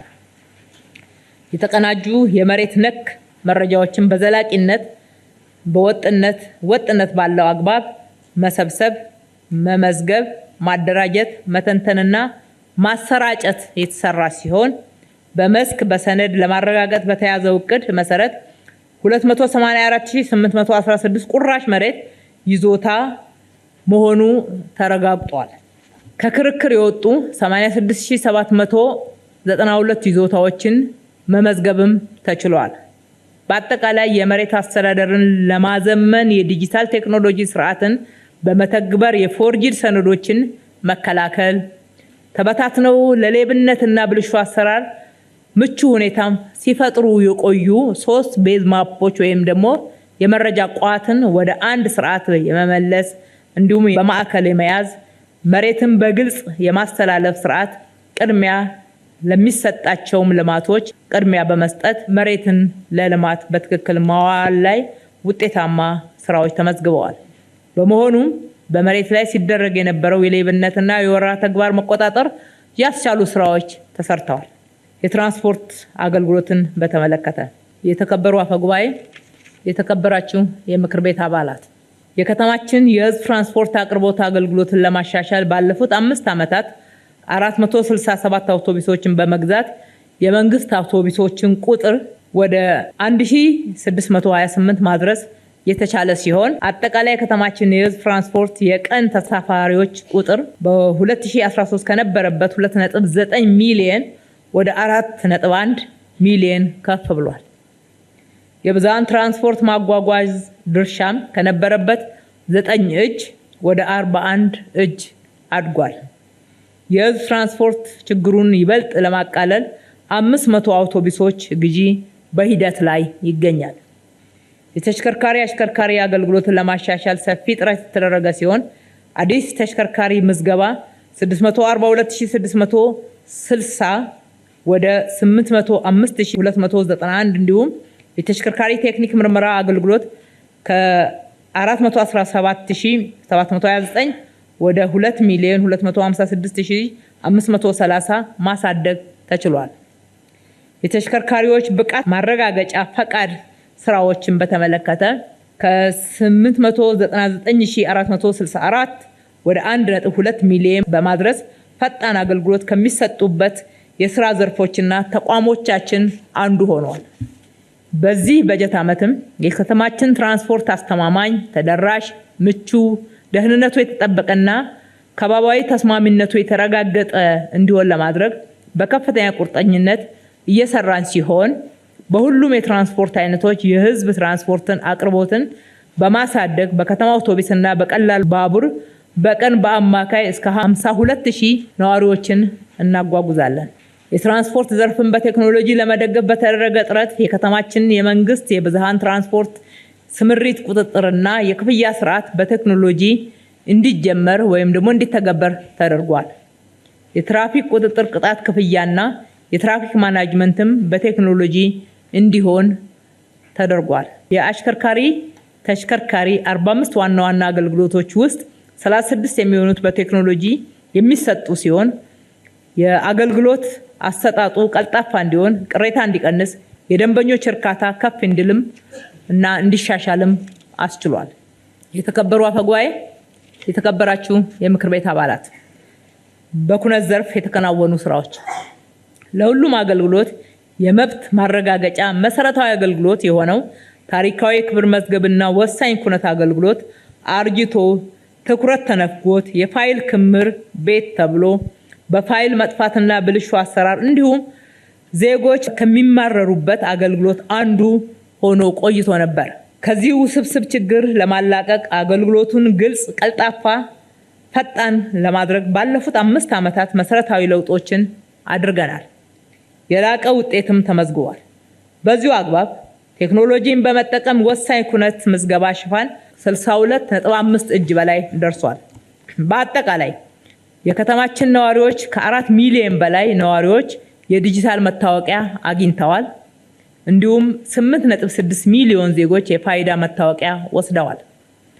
በበጀት ዓመቱ 109891 ወቅታዊ የልደት ምዝገባዎችን በማከናወን ከታቀደው 94 እጁ ተከናውነዋል። በአጠቃላይ የአምስቱ ኩነቶች ምዝገባ ልደት፣ ጋብቻ፣ ፍቺ፣ ሞትና ጉዲፈቻ ከ500,363 በላይ ተከናውነዋል። የተከበሩ አፈጉባኤ፣ የተከበራችሁ የምክር ቤት አባላት፣ ከተማዋንና ነዋሪዎቿን ከእሳትና ድንገተኛ አደጋ ከመከላከል አንጻር ባለፉት 5 ዓመታት 2757 የእሳትና ሌሎች ድንገተኛ አደጋዎች በከተማችን ተመዝግበው ከነዚህ ውስጥ 1862 የእሳት አደጋዎች፣ 895 ሌሎች ድንገተኛ አደጋዎች ሲሆኑ እነዚህ አደጋዎች በንብረትና በሰው ሕይወት ላይ ከባድ ጉዳት ሳያደርሱ መቆጣጠር ተችሏል። እንዲሁም በአደጋ ምላሽ አቅም በማሳደግ 515 ሃይድራንት በመትከል በእሳት አደጋ ወቅት የህይወት ማዳን አፈጻጸምን በማሳደግ የሰው ህይወትን መታደግ 112 ቢሊዮን ብር የሚገመት ንብረትንም ማዳን የተቻለበት ሲሆን 53107 የቅድመ ሆስፒታልና የአምቡላንስ አገልግሎትን በመስጠት የአደጋውን ጉዳት ቀላል ለማድረግ የሚያስችል ስራዎች ተሰርተዋል። በዘላቂነትም የአደጋ ስጋት ዝግጁነትን ለማረጋገጥ በራስ አቅም ምላሽ ለመስጠት በ11ዱም ክፍለ ከተማ 50,000 ኩንታል ድረስ የስትራቴጂክ ምርቶችን ለመያዝ የሚያስችሉ የመጠባበቂያ ክምችትን መያዝ የሚያስችሉ መጋዘኖችን አንድ ተጨማሪ ትልቅ መጋዘን ደግሞ በማዕከል በመገንባት በዚህም በከተማችን አደጋን ከመከላከል በላይ ወደ ስጋት መቀነስ፣ ተጎጂዎችን በራስ አቅም መደገፍ፣ የህይወትና የንብረት መጠበቅ ስራን ማጠናከር፣ የድህረ አደጋና መልሶ ማቋቋም የተሟላ ቁመና እንዲሸጋገር በማድረግ በእሳትና ድንገተኛ አደጋ ሊወሰድ የነበረው ወይም ደግሞ ሊወድም የነበረው 14.1 ቢሊዮን የሚገመት ንብረት ውስጥ 32 ሚሊዮኑን የሚሆነውን ማዳን ከመቻሉም በላይ 126 ሰዎችን ህይወት ማዳን ተችሏል። በአጠቃላይ አዳዲስ በተሰሩት እነኚህ በራስ አቅም አደጋን የመከላከል ስጋትን የመቀነስ ተጎጂነት ሲኖር በራስ አቅም በከተማው አቅም ማለት ነው ምላሽ ለመስጠት የሚያስችሉ ጠንካራ ስራዎች ተሰርተዋል። የጽዳት አረንጓዴ ውበትን በተመለከተ እንደሚታወቀው ከተማችን በቆሻሻ አወጋገድ ዝቅተኛ አፈጻጸም ብዙ ትችትን ስታስተናግድ የአፍሪካ ህብረት ከከተማዋ ወደ ሌሎች አፍሪካ ከተሞች መውጣት አለበት የሚባል ክርክር ሲነሳባት የነበረ ለጤና አስቸጋሪ ሁኔታ ውስጥ ቆይታለች። በዚህም ነዋሪዎቿ በተላላፊ በሽታ በከፍተኛ ሁኔታ ይጠቁ እንደነበረም መረጃዎች ያሳያሉ። በመሆኑም ባለፉት 5 ዓመታት በደረቅ ቆሻሻ አስተዳደር 4.7 ሚሊዮን ቶን ደረቅ ቆሻሻ ለመሰብሰብ ለማጓጓዝ በታቀደው መሰረት 5.1 ሚሊዮን ቶን በመከናወኑ 484632 ቶን ቆሻሻ ለመልሶ መጠቀም ዑደት በማዋል 15000 ቶን ኮምፖስት በማምረት እና 910603 ቶን ቆሻሻ ለኃይል ማመንጫነት በማቅረብ ከተማችንን ጽዳት ከመጠበቅ ባሻገር የቆሻሻ አስተዳደርን በማዘመን ከመጣል ወደ ዑደት ኢኮኖሚ ጥቅም እንዲኖረውና ኃይል ምንጭነት እንዲሸጋገር የማድረግ ስራዎች በጥሩ ሁኔታ ተሰርተዋል። ወደፊትም ተጠናክረው ይቀጥላሉ። በዚህ ዓለም አቀፍ ዕውቅና አግኝተንበታል። እንዲሁም ከአፍሪካ ጽዱ ከተሞች አንዷ ተብለናል። ሆኖም ግን ጽዳት አሁንም ገና በከተማችን ባህል ስላልሆነ የሁላችንም ርብርብ ይጠይቃል። በሌላ በኩል የአንድ ዓለም አቀፍ ከተማ መለኪያው አንዱ አረንጓዴ ሽፋን 30 እጅ መድረስ እንዳለበት የዓለም አቀፍ መረጃዎችና ማስረጃዎች ያሳያሉ። አዲስ አበባ መሰረቷ ከፍተኛ አረንጓዴ የነበራት ደኖቿ፣ ንጹህ ወንዞቿ በፈጣሪ የተለገሰች የነበረው ጸጋዎቿ እንደሆኑ ቢነገርላትም እያደር ወንዞቿ እየተበከሉ ተፈጥሯዊ ማንነታቸውን እያጡ ምንጮች ደርቀው አረንጓዴ ሽፋኗ እየተመናመነ በ2010 ላይ ወደ 2.8 እጅ ዝቅ ብሎ እንደነበረ መረጃዎች ያሳያሉ። የለውጡ መንግስት ይህንን አሳዛኝ ሁኔታ ለመለወጥ በከፍተኛ ቁርጠኝነትና እልህ ወደ ተግባር ገብቷል።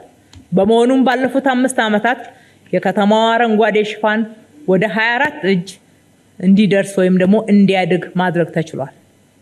ውብ ማራኪ እንዲሁም አረንጓዴ ሆና እንድትታይ በመዋቅራዊ ፕላኑ መሰረት 7000 ሄክታር መሬት የአረንጓዴ ልማት በመደበኛ ፕሮግራም 90 ሚሊዮን በላይ ችግኞችን በአረንጓዴ አሻራ ፕሮግራም ተከላ በመትከል የመንከባከብ ስራ በተከታታይ እየተሰራ ይገኛል። የአረንጓዴ ቦታዎች በተለያየ መንገድ በከተማዋ ይወረሩ ስለነበር ይህንን በዘላቂነት ለመከላከል የይዞታ ማረጋገጫ በመያዝ ለ266 ቦታዎች ካርታ እንዲሰጥ ተደርጓል። መስሪያ ቤቱም ይህንን ይዞ አስፈላጊውን የመብት ማስከበር ስራዎች በተከታታይ እየሰራበት ይገኛል። የተከበሩ አፈጉባኤ፣ የተከበራችሁ የምክር ቤት አባላት፣ ሴቶች፣ ህፃናት ለማህበራዊ ችግር የተጋለጡ ወገኖች ተሳትፎና ተጠቃሚነትን ከማረጋገጥ አንጻር በከተማችን ለማህበራዊ ችግርና ስነ ልቦና ችግሮች የተጋለጡ ሴቶች መልሶ ለማቋቋም በከተማችን አስተዳደር ተገንብቶ ስራ የጀመረው ለነገዋ ሴቶች ተሃድሶና ክህሎት ማበልጸጊያ ማዕከል በ4 ዙር ሴቶችን በማሰልጠን ወደ ስራ አሰማርቷል። አሁንም በመሰልጠን ላይ ይገኛሉ። የሴቶች ውሳኔ ሰጪነት፣ የፖለቲካ ተሳትፎ ወደ 36 እጅ እንዲያድግም የሚያስችል ስራ ሰርተናል። የሴቶችን ተጠቃሚነት ከማረጋገጥ አንጻር ከ2 ሚሊዮን በላይ በተፈጠረው የስራ ዕድል ውስጥ 52 እጁ ሴቶች ናቸው። እንዲሁም ከመኖሪያ ቤት አቅርቦት አንጻር ሴቶች በሁሉም ሞዳሊቲ በኮንዶሚኒየም፣ በቀበሌ ቤትና መሰል ፕሮግራሞች 30 እጅ ቅድሚያ እንዲያገኙ በማድረግ በጥቅሉ 147080 ሴቶች የመኖሪያ ቤት አገልግሎት እንዲያገኙ ማድረግ ተችሏል። አብዛኛዎቹም የቤት ባለቤት ሆነዋል። ባለፉት 5 ዓመታት የማምረቻና መሸጫ ቦታ ፍላጎት ያላቸው 8228 ሴቶች በፍትሃዊነት ተጠቃሚ እንዲሆኑ የተደረገ ሲሆን 8806 ሴቶች ደግሞ የማሽነሪ ሊዝ ተጠቃሚ ሆነዋል። 57901 ሴቶች የብድር አገልግሎት ተጠቃሚ እንዲሆኑም ተደርጓል። 18.4 ቢሊዮን ብርም እንዲቆጥቡ ተደርጓል።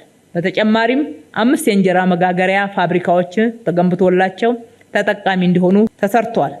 የአካል ጉዳተኞችን በተመለከተ 5887 አካል ጉዳተኞች ስልጠና አግኝተው ወደ ስራ እንዲሰማሩ ተደርጓል።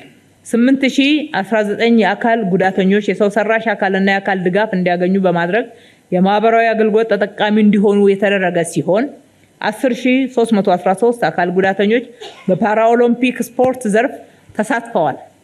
በሁሉም የልማት ስራዎች ውስጥም በአካታችነት አካል ጉዳትን ታሳቢ ተደርጎ መስራት በከተማችን አንዱ ቅድመ ሁኔታ በመሆኑ እየተተገበረ ነው። እንዲሁም በለሚ ኩራ ክፍለ ከተማ አንድ ዘመናዊ አረጋውያን ማዕከል በመንግስትና የግል አጋርነት በመገንባት ለአረጋውያን ደረጃውን የጠበቀ እንክብካቤ እየተደረገ ይገኛል።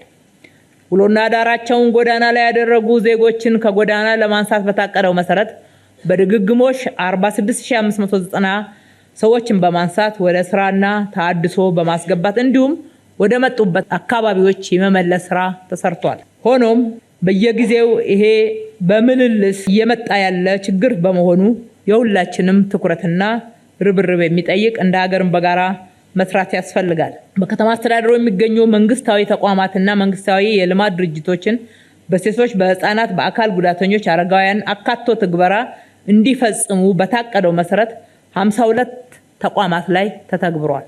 ጧሪ ቀባሪ የሌላቸው የሀገር ባለውለታዎች፣ አቅመ ደካሞችና ለማህበራዊ ችግር የተጋለጡ ዜጎች ለመመገብ የሚያስችሉ 30 የተስፋ ብርሃን ምገባ ማዕከላትን በመገንባትና በማስፋፋት በቀን 1 ጊዜ ደረጃውን የጠበቀ ምግብ ለ35000 የከተማችን ነዋሪዎች እንዲሁም ዜጎቻችን እያቀረብን እንገኛለን። በምገባ ማዕከላቱ ተጠቃሚ ከነበሩ ዜጎች ውስጥ 3000 ያክሉ ቋሚ የስራ ዕድል እንዲያገኙም ተደርጓል። በአጠቃላይ ከተማችን አዲስ አበባ ማህበራዊ ፍትህ የነገሰባት እንድትሆን ከሚያስችሉ ስራዎች ውስጥ በስፋት የተተገበሩባት በተምሳሌትነትም የሚያስጠቅሳት ሆኖ ተመዝግቧል። ወጣቶች ስፖርትን በተመለከተ መጪው ጊዜ የወጣቶች ነው። አሁን እየተሰራ ያለውም ዘላቂ ልማትና ውጤት ብልጽግናዋንም የሚያጣጥሙት ወጣቶችና መጪው ትውልድ እንደሆነ ለሁላችንም ግልጽ ነው። በመሆኑም በየዓመቱ ወጣቶች በሐሳብ የበላይነት በውይይት እንዲያምኑ በሰለጠነ ምክንያታዊ በሆኑ ወጣትነት እንዲገነቡ የጸረ ሰላም ኃይሎች መጠቀሚያም እንዳይሆኑ የሰላም ዘብም እንዲሆኑ የመቻቻልና የመከባበር ባህልን እንዲያዳብሩ በየደረጃው ሰፋፊ መድረኮች ተከፍተው በተከታታይ ውይይት በማድረግ ዝግጁነታቸውና ግንዛቤያቸው እንዲጨምር በርካታ ስራዎች ተሰርተዋል።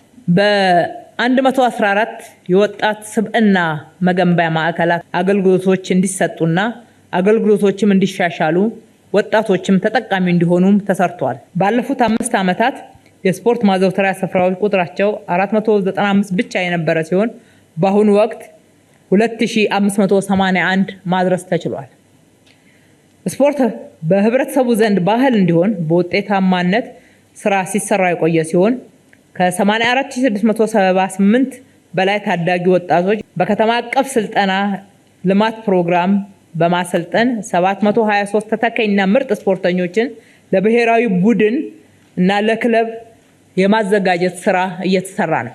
ከ211233 በላይ ወጣቶችን የማይንድ ሴት ለ225200 ወጣቶች ደግሞ የተለያዩ ስልጠናዎች በተለይ የህይወት ክህሎት ስልጠና እየተሰጠ ይገኛል።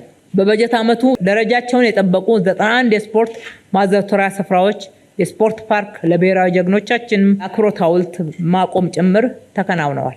በየደረጃው የማህበረሰብ አቀፍ ስፖርት በትምህርት ቤት፣ መኖሪያ ቤት፣ በመዝናኛ ቦታዎች እንዲሁም በስራ ቦታዎች በማስፋፋት ሁሉም ዜጎች በአካልና በአእምሮ ጎልብተው ጤናማና አምራች እንዲሆኑና ማህበራዊ መስተጋብር እንዲጠናከር የሚያስችሉ ስራዎች በተከታታይነት እየተሰሩ ይገኛሉ።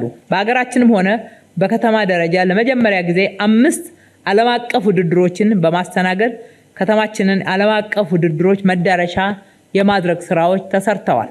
ተጠናክረው መቀጠል ይገባቸዋል። የተከበሩ አፈጉባኤ፣ የተከበራቸው የምክር ቤት አባላት፣ በጎ ፍቃድ ሰው ተኮር ስራዎችን በተመለከተ የለውጡ መንግስት አዳዲስ ከቀረጻቸው ስትራቴጂዎችና የአሰራር ስልቶች መካከል አንዱ ሰው ተኮርነት ነው። በመሆኑም ከተማችንን በግንባር ቀደምነት የሰው ተኮር ስራዎች የበጎ ፍቃድ አገልግሎት ባህል ማዕከል እንድትሆን የሚያስችሉ ተግባራት ተሰርተዋል።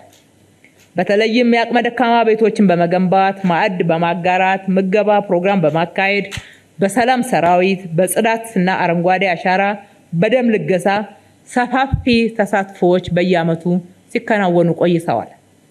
በዚህም 92 ቢሊዮን ብር በላይ ግዙፍ ሀብት በማሰባሰብ ለታለመለት በጎ ዓላማ ማዋል ተችሏል። በአጠቃላይ ፕሮግራሙ በድግግሞሽ ከ6 ሚሊዮን ህዝብ በላይ ተጠቃሚ እንዲሆኑ አስችሏል። በፕሮግራሙ ከ46411 በላይ የመኖሪያ ቤት ተገንብተዋል። 30 ምገባ ማዕከላት ተገንብተዋል። የምገባ ፕሮግራምም በበጎ አድራጎት እየተከናወነ ነው።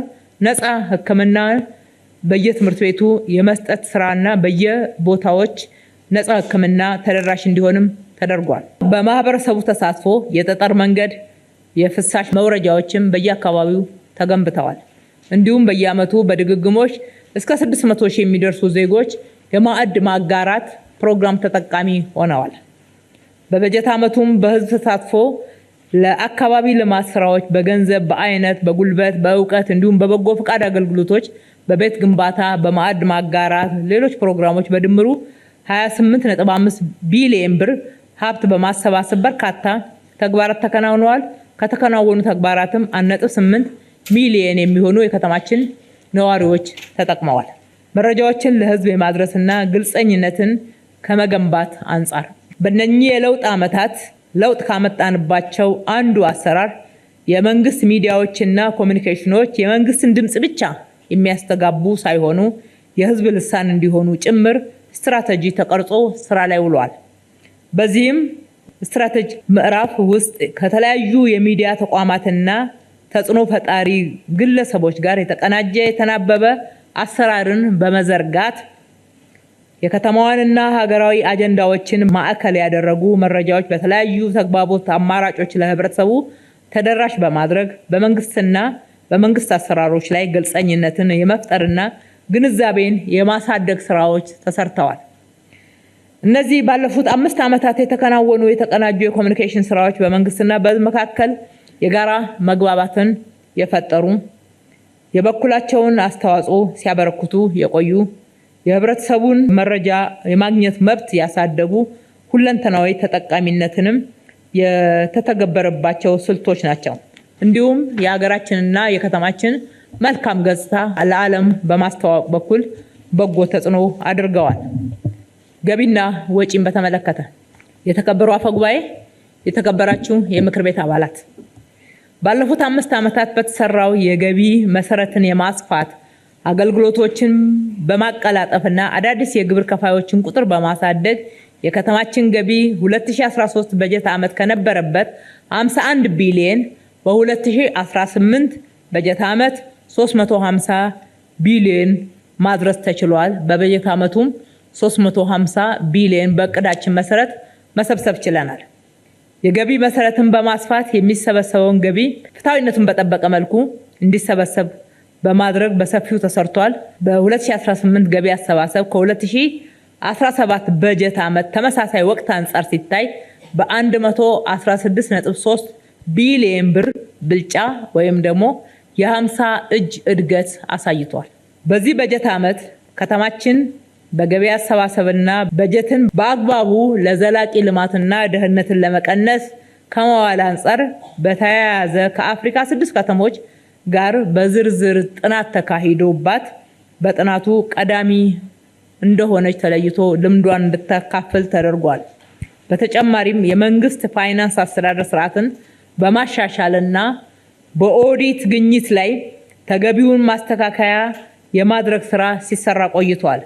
ይህንን ስራ ክብርት አፈ ጉባኤና ክብርት የከተማችን ምክትል ከንቲባ የሚመሩት ከፍተኛ ትኩረት የተሰጠ ፎረም ሲሆን በገንዘብ መጠን ወደ 200 ሚሊዮን ብር የሚደርስ የፋይናንስ ተጠያቂነትን በማስፈን ገንዘቡን ማስመለስ ተችሏል። የኤሌክትሮኒክ የመንግስት ግዢ ስርዓትም ወደ 61 ተቋማት በማስፋት ግልጸኝነትና ቀልጣፋ አሰራር እየተተገበረ ነው። እነዚህ ሁሉ ለውጦች የከተማችንን የፋይናንስ አቅም በማጎልበት ለዜጎች የተሻለ አገልግሎት ለመስጠት የሚያስችል ጠንካራ ተጠያቂነትን መሰረት የጣሉ ናቸው። በዘንድሮ በጀት ዓመት ከተመደበው 360.07 ቢሊዮን ብር ውስጥ ለዘላቂ ልማት፣ ለድህነት ቅነሳ 258.8 ቢሊዮን ብር ወይም በበጀት ዓመቱ ከጠቅላላ በጀቱ 71 እጁን ለእድገት ተኮር ለሆኑ ዘላቂ ልማቶች እንዲመደብ ተደርጎ 29 እጁ ደግሞ ለመደበኛ ወጪ በስራ ላይ ውሏል። በአጠቃላይ ለዘላቂ ልማት ድህነት ቅነሳ የሚውለው ወጪ ድርሻ ከ5 ዓመት በፊት ከነበረው 47 እጅ ወደ 71 እጅ በማሳደግ የከተማዋን የወደፊት የብልጽግና መሰረት የሚጥር ጠንካራ የፋይናንስ ስርዓት እና አስተዳደር መዘርጋት ችለናል። የንብረት አስተዳደር ስርዓቱን በማዘመን የማኑዋል አሰራርን በማስቀረት 699 የከተማ አስተዳደሩ ተቋማት የንብረት መረጃን ወደ ዘመናዊ ቋት ያስገቡ ሲሆን 76998 የሚሆኑት በተጠቃሚ እጅ የሚገኙ መሆኑን በመለየት በሲስተም ምዝገባ ተረጋግጧል። በዚህም የመዝገብ ዋጋ 20.5 ቢሊዮን መሆኑም ታውቋል። 6815 የመንግስት ህንፃዎች በሲስተም የማስገባት ስራ የተሰራ ሲሆን በህንፃና ቋሚ ንብረት ምዝገባ ጠቅላላ የመዝገብ ዋጋ 66.8 ቢሊዮን እንደሆነም አረጋግጠናል። በከተማ አስተዳደሩ በህንፃ ክራይ ላይ ባሉ ተቋማት ያለ አግባብ ልኬቱን ከፍ በማድረግና የማይጠቀሙበትን ቦታ ወደ ልኬት በማስገባት የተከፈለ የመንግስት ሀብት 100 ሚሊዮን በተደረገው የተቀናጀ ጠንካራ ክትትል እንዲመለስ ተደርጓል። ባለፉት 5 ዓመታት ለህዳሴ ግድባችን እስከተመረቀበት ድረስ 6.6 ቢሊዮን ብር በላይ ከከተማችን ተሰብስቦ ለግንባታው እንዲውል ተደርጓል። የተከበሩ አፈ ጉባኤ፣ የተከበራችሁ የምክር ቤት አባላት፣ በቀጣይ የተጀመሩ ተስፋ ሰጪና አበረታች ውጤቶችን በማስቀጠል የሚከተሉት የትኩረት አቅጣጫዎች ላይ ርብርብ የምናደርግ ይሆናል። 1. ምርታማነትን በመጨመር የኢኮኖሚውን መረጋጋት ከፍ በማድረግና የኑሮ ውድነትን ማቃለል የከተማ ነዋሪ ቀዳሚ ጥያቄ የሆነውን የኑሮ ውድነት መቋቋም የሚያስችሉ ስራዎች ዋነኛ የትኩረት አቅጣጫ ሆነው ይሰራሉ። 2. ኢንዱስትሪዎችን በማስፋት የስራ ዕድል ፈጠራዎችና ጥቃቅንና አነስተኛ ኢንተርፕራይዞችን በማሳደግ የኢትዮጵያ ታምርት ፕሮግራምን በመተግበር የኢኮኖሚ ማሻሻያውን ተከትሎ የሚመጡ እድሎችን በመጠቀም የስራ አጥነት ቁጥርን ለመቀነስ በከፍተኛ ርብርብ የምንሰራ ይሆናል። 3. የመሰረተ ልማት ግንባታ ጥገና አስተዳደርና ዘላቂነትን በማስፋት ባለፉት 5 ዓመታት የተገነቡ ግዙፍ መሰረተ ልማቶችና ወደፊትን የሚገነቡትን የመጠበቅ ስርዓትን እናጠናክራለን። የሀብት አያያዝና ጥገናው ወይም ደግሞ ሜንቴናንስ አዳዲስ ፕሮጀክቶችን ከመጀመር ጎን ለጎን የተገነቡ መንገዶችን፣ ህዝብ መናፈሻ፣ መብራቶች የመሳሰሉትን ወቅታዊ ጥገና እንዲያገኙ ማድረግ ሌላው ትኩረት የምንሰጠው ስራ ነው። 4. የከተማ ውበት ጽዳት አስተዳደር የተገነቡ የኮሪደር መስመሮችና በጽዳትና በአረንጓዴነት እንዲቀጥሉ ከህብረተሰቡ ከግሉ ዘርፍ ጋር በተቀናጀ አሰራር አጠናክረን የምንሰራ ይሆናል። 5. የትራንስፖርትና ትራፊክ ፍሰት ማሻሻያዎች ከከተማዋ ፈጣን እድገት ጋር አብሮ የሚሄድ ቀልጣፋ የህዝብ ትራንስፖርት ስርዓት አቅርቦትና አስተዳደርን የምንዘረጋ ይሆናል። የተዘረጋውንም አጠናክረን እናሰፋለን። 6. ብልሹ አሰራርና ሌብነትን በመቀነስ አገልግሎት አሰጣጡን ጥራት ወይም ደግሞ ጉድ ገቨርናንስ የከተማውን አስተዳደር ቅልጥፍና በማሳደግና ህዝባዊ አመኔታን የማጠናከር ስራ ልዩ ትኩረት ይደረግበታል። በዚህም አዲስ መሶብ የአንድ ማዕከል ዲጂታል የመንግስት አገልግሎትን በሁሉም የክፍለ ከተሞቻችን እውን ማድረግ በቃላችን መሰረት መተግበራችንን መነሻ በማድረግ በዚህም ለህብረተሰቡ 50 እጅ ያክሉን የመንግስት አገልግሎቶች እጅግ ቀልጣፋ በሆነ በዚህ ማዕከል እየሰጠን በመሆኑም ቀጣዩ ስራችን ደግሞ ቀሪዎቹን 50% ወደ ማዕከሉ ያልገቡ አገልግሎቶችን አዘምነን ወደ አገልግሎቱ ማስገባት እንዲሁም በተንቀሳቃሽ የሚሰጡ አገልግሎቶችን ማስፋት ይሆናል። 7. ማህበራዊ ልማትን ከማጠናከር አንጻርም አካታች ማህበራዊ ድጋፍ ለዝቅተኛው ማህበረሰብ የሚደረጉ የምግብ ዋስትና፣ የትምህርት ቤት ምገባ፣ የተማሪዎች ደንብ ልብስና አቅርቦት እንዲሁም ጠያቂ ለሌላቸው አረጋውያን የሚደረገው ለማህበራዊ ችግር የተጋለጡትም የሚደረገው ፕሮግራሞች በጥራት ተጠናክረው እንዲቀጥሉ ይደረጋል። በከተማ አስተዳደራችን በጤናው ዘርፍ አዲስ አበባን የጤና ቱሪዝም መዳረሻ የዘርፉ እድገት ተምሳሌትና ከፍተኛ ቴክኖሎጂ ምዕራፍ ያበሰርንበት ጊዜ አሳልፈናል። መጪው ጊዜ ይሄ ተጠናክሮ የሚቀጥልና በተሟላ ሁኔታ ወደ ስራ እንዲገባም የሚደረግ ይሆናል።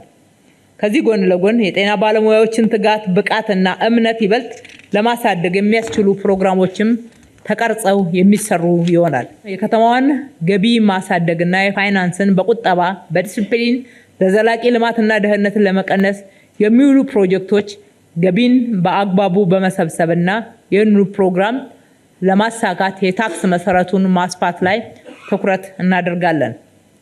9. የሰላምን ጸጥታን ማረጋገጥና እንዲሁም የህግ የበላይነትን የማስከበር ስራ የሰላም ሰራዊትን፣ የማህበረሰብ ተኮር ጸጥታ አደረጃጀቶችን፣ የፖሊስ የደንብ ማስከበር ስራዎችና አጠቃላይ ተቋማትን በማጠናከር የወንጀል ምጣኔን እና የደንብ ጥሰትን መቀነስ ህግና ህጋዊነት በከተማችን እንዲጎለብት የማድረግ ስራ ትኩረት ይሰጠዋል። 10. የከተማችን ነዋሪዎች አንገብጋቢ ጉዳይ የሆነውን የቤት ልማት ፕሮግራም በግል ዘርፍ፣ በማህበር፣ በመንግስትና የግል አጋርነት በተለያዩ በጎ ፍቃድ ስራዎች ተጠናክረው የሚቀጥሉና ተግባራዊ የሚደረግ ይሆናል። 11. የውሃ አቅርቦትና ሌሎች የተጀመሩ ሜጋ ፕሮጀክቶችን በተሟላ ሁኔታ ለማጠናቀቅ ከተማችን ዓለም አቀፍ ስታንዳርዷን የምታሟላና ዜጎቿን በአግባቡ የምታገለግል ለማድረግ ልዩ ትኩረት እንሰጣለን። 12. የመንገድ መሰረተ ልማቶችን ማስፋፋትና ኔትወርኩን ለማጠናከር በልዩ ትኩረት እንሰራለን። 13. በሰባተኛው ሀገራዊ ምርጫ ውጤት መሰረት ወደ 12 የሚደርሱ ተፎካካሪ ፖለቲካ ፓርቲዎችና የግል ተመራጭ በምክር ቤታችን በርካታ የተለያዩ ድምጾች የሚሰሙበት የሰለጠነ የፖለቲካ ባህል የሚዳብርበት እድል የሚፈጥር በመሆኑ ከግንዛቤ በማስገባት ለዲሞክራሲና ለሰለጠነ የፖለቲካ ባህል ግንባታ ልዩ ትኩረት ሰጥተን የምንሰራ ይሆናል። በአጠቃላይ ከተማችንን ለነዋሪዎቿ ምቹ፣ ሀገራዊና አህጉራዊ ዓለም አቀፍ ሚናዋን በብቃት የምትወጣ፣ ስሟና ግብሯ የተናበበ ስማርት ከተማ እንድትሆን የጀመርነውን ልማት በጥራት በስፋትና በፍጥነት አጠናክረን እንቀጥላለን። የተከበሩ አፈ ጉባኤ፣ የተከበራችሁ የምክር ቤት አባላት፣ ባለፉት 5 ዓመታት የአዲስ አበባን ፖለቲካዊ ሁኔታ ጤናማ፣ የሰለጠነ እንዲሆን፣ የሰላሟ ሁኔታ አስተማማኝና ዘላቂ እንዲሆን፣ ወሳኝ መሰረተ ልማት ግንባታ እንዲስፋፋ፣ የከተማዋ እድሳት እንዲሳካ፣ የአገልግሎት ማሻሻያዎችና የተቋም ግንባታዎች በጥራት እንዲከናወኑ በርካታ ስራዎች ሰርተን እጅግ በጣም አበረታች ውጤት አግኝተንበታል። ከሁሉ በላይ ከተማችን ህፃናት ቦርቀው የሚያድጉባት፣ ወጣቶች ሰፊ አካልና አእምሯቸውን የሚያጎለብቱበት፣ የስራ ዕድል የሚያገኙበት፣ አዛውንቶች እፎይ ብለው እየተጦሩ ሀገራቸውን እየባረኩ የሚኖሩበት፣ ለችግር የተጋለጡ ወገኖች በፍትሃዊነትና በክብር ድጋፍ የሚያገኙበት፣ በጥቅሉ ማህበራዊ ፍትህ የነገሰባት እንዲሁም ወደ ኮንፈረንስ ቱሪዝም መዳረሻነት የሚያሸጋግሩ መሰረታዊ ስራዎችን ሰርተናል ብለንም እናምናለን። በመሆኑም እጅግ ተባባሪ ለሆኑት የልማት ተነሺ ነዋሪዎቻችን እንዲሁም ለመላው የከተማችን ማህበረሰብ አደናቃፊ ለሆኑ ውጫዊና ውስጣዊ ችግሮች ሳይበገሩ ላቀርነው ልማት መሳካት ላሳዩት ቀና ትብብርና ተሳትፎ ምስጋናችንና አክብሮታችን እጅግ የላቀ ነውና በምክር ቤቱ ስም ማመስገን እወዳለሁ።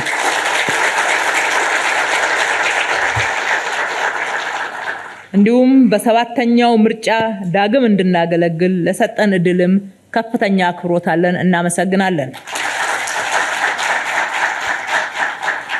በመቀጠልም በገንዘባቸው፣ በሐሳባቸው፣ በጉልበታቸው አብረውን የሰሩ በጎ ፈቃደኞችና ልበቀና ባለሀብቶች ሁሉ ከፍ ያለ ምስጋናችንና አክብሮታችን በያሉበት ይድረሳቸው ማለት እወዳለሁ።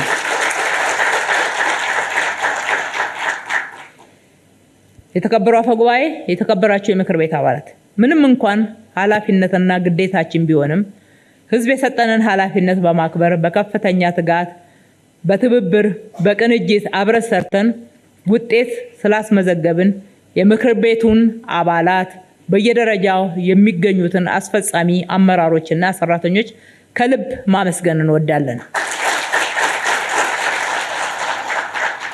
ክቡር ጠቅላይ ሚኒስትራችን ለሰጡን ጠንካራ አመራርና እያበረታቱን ለከተማችን ያደረጉት ያልተቆጠበ ድጋፍ በከተማችን ህዝብ ስም የላቀ ምስጋናችንን ማቅረብ እወዳለሁ። በመጨረሻም ልብ ልንለው የሚገባው ጉዳይ ካቀድነው አንጻር አመርቂ ውጤት አስመዘገብናል እንጂ ገና ጀመርን እንጂ አልጨረስንም።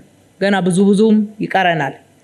የህዝባችን የልማት የመልማትም ፍላጎት የሚመጥን ከብልጽግና ግባችን አንጻርም በከፍተኛ የስራ ትጋትና የጸና አቋም የጀመርነውን ልማት ከየትኛውም ጊዜ በላይ ለማሳካት በላቀ ትጋት የምንረባረብበት ይሆናል።